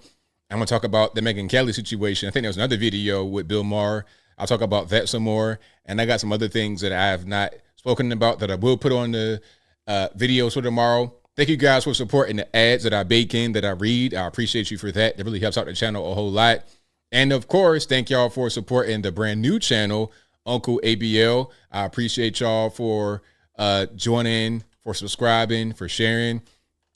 That channel is growing very well. I'm going to spam it a little bit in the chat some more, but it's always in the description box below. I think I'm at 14,600 subs on there. I'm going to get that to be 100,000 subs by the end of the year. That channel is doing very well. I'm getting a lot of people that are subscribing to it. People that are not familiar with my regular channel are subscribing to that one. So I like to have the different places. So that's pretty much what's going on. Do I have my super chat? I think I got some more super chats here. I might have one more. I think it's Man in the Face who says, we all thank you for your time. Wondering who you think is the best VP choice for Mr. Donald Trump. Keep going hard for all of us. Thank you for that. I appreciate you. And the best VP, Vivek is coming to mind. Tucker Carlson comes to mind. Beyond that, I don't have anybody. I think those are the best two guys. I don't have anybody else. If you guys have anybody else, y'all let me know. But I think those would be the best two people. There's other guys and girls out there that may fit the bill, but I think those would be the best ones. All right, so we'll see. We'll see how it goes, but he needs to pick somebody soon because we're getting kind of close to the 0 hour. And I think that if he has a good pick, it can really boost him up a little bit. So, yeah, let's go ahead and pick somebody and keep it rocking. Larry Elder could be a good pick. Yeah. There's a lot of guys that could be a good pick, but for right now, I see Vivek and Tucker Carlson being number one and number two, respectively. Megyn Kelly, I doubt it. But we'll see. So shout out to you guys. I'll be back live again on Saturday. Here every day throughout the week, putting out pre-recorded content. But until next time, y'all be safe. I'm out, and peace.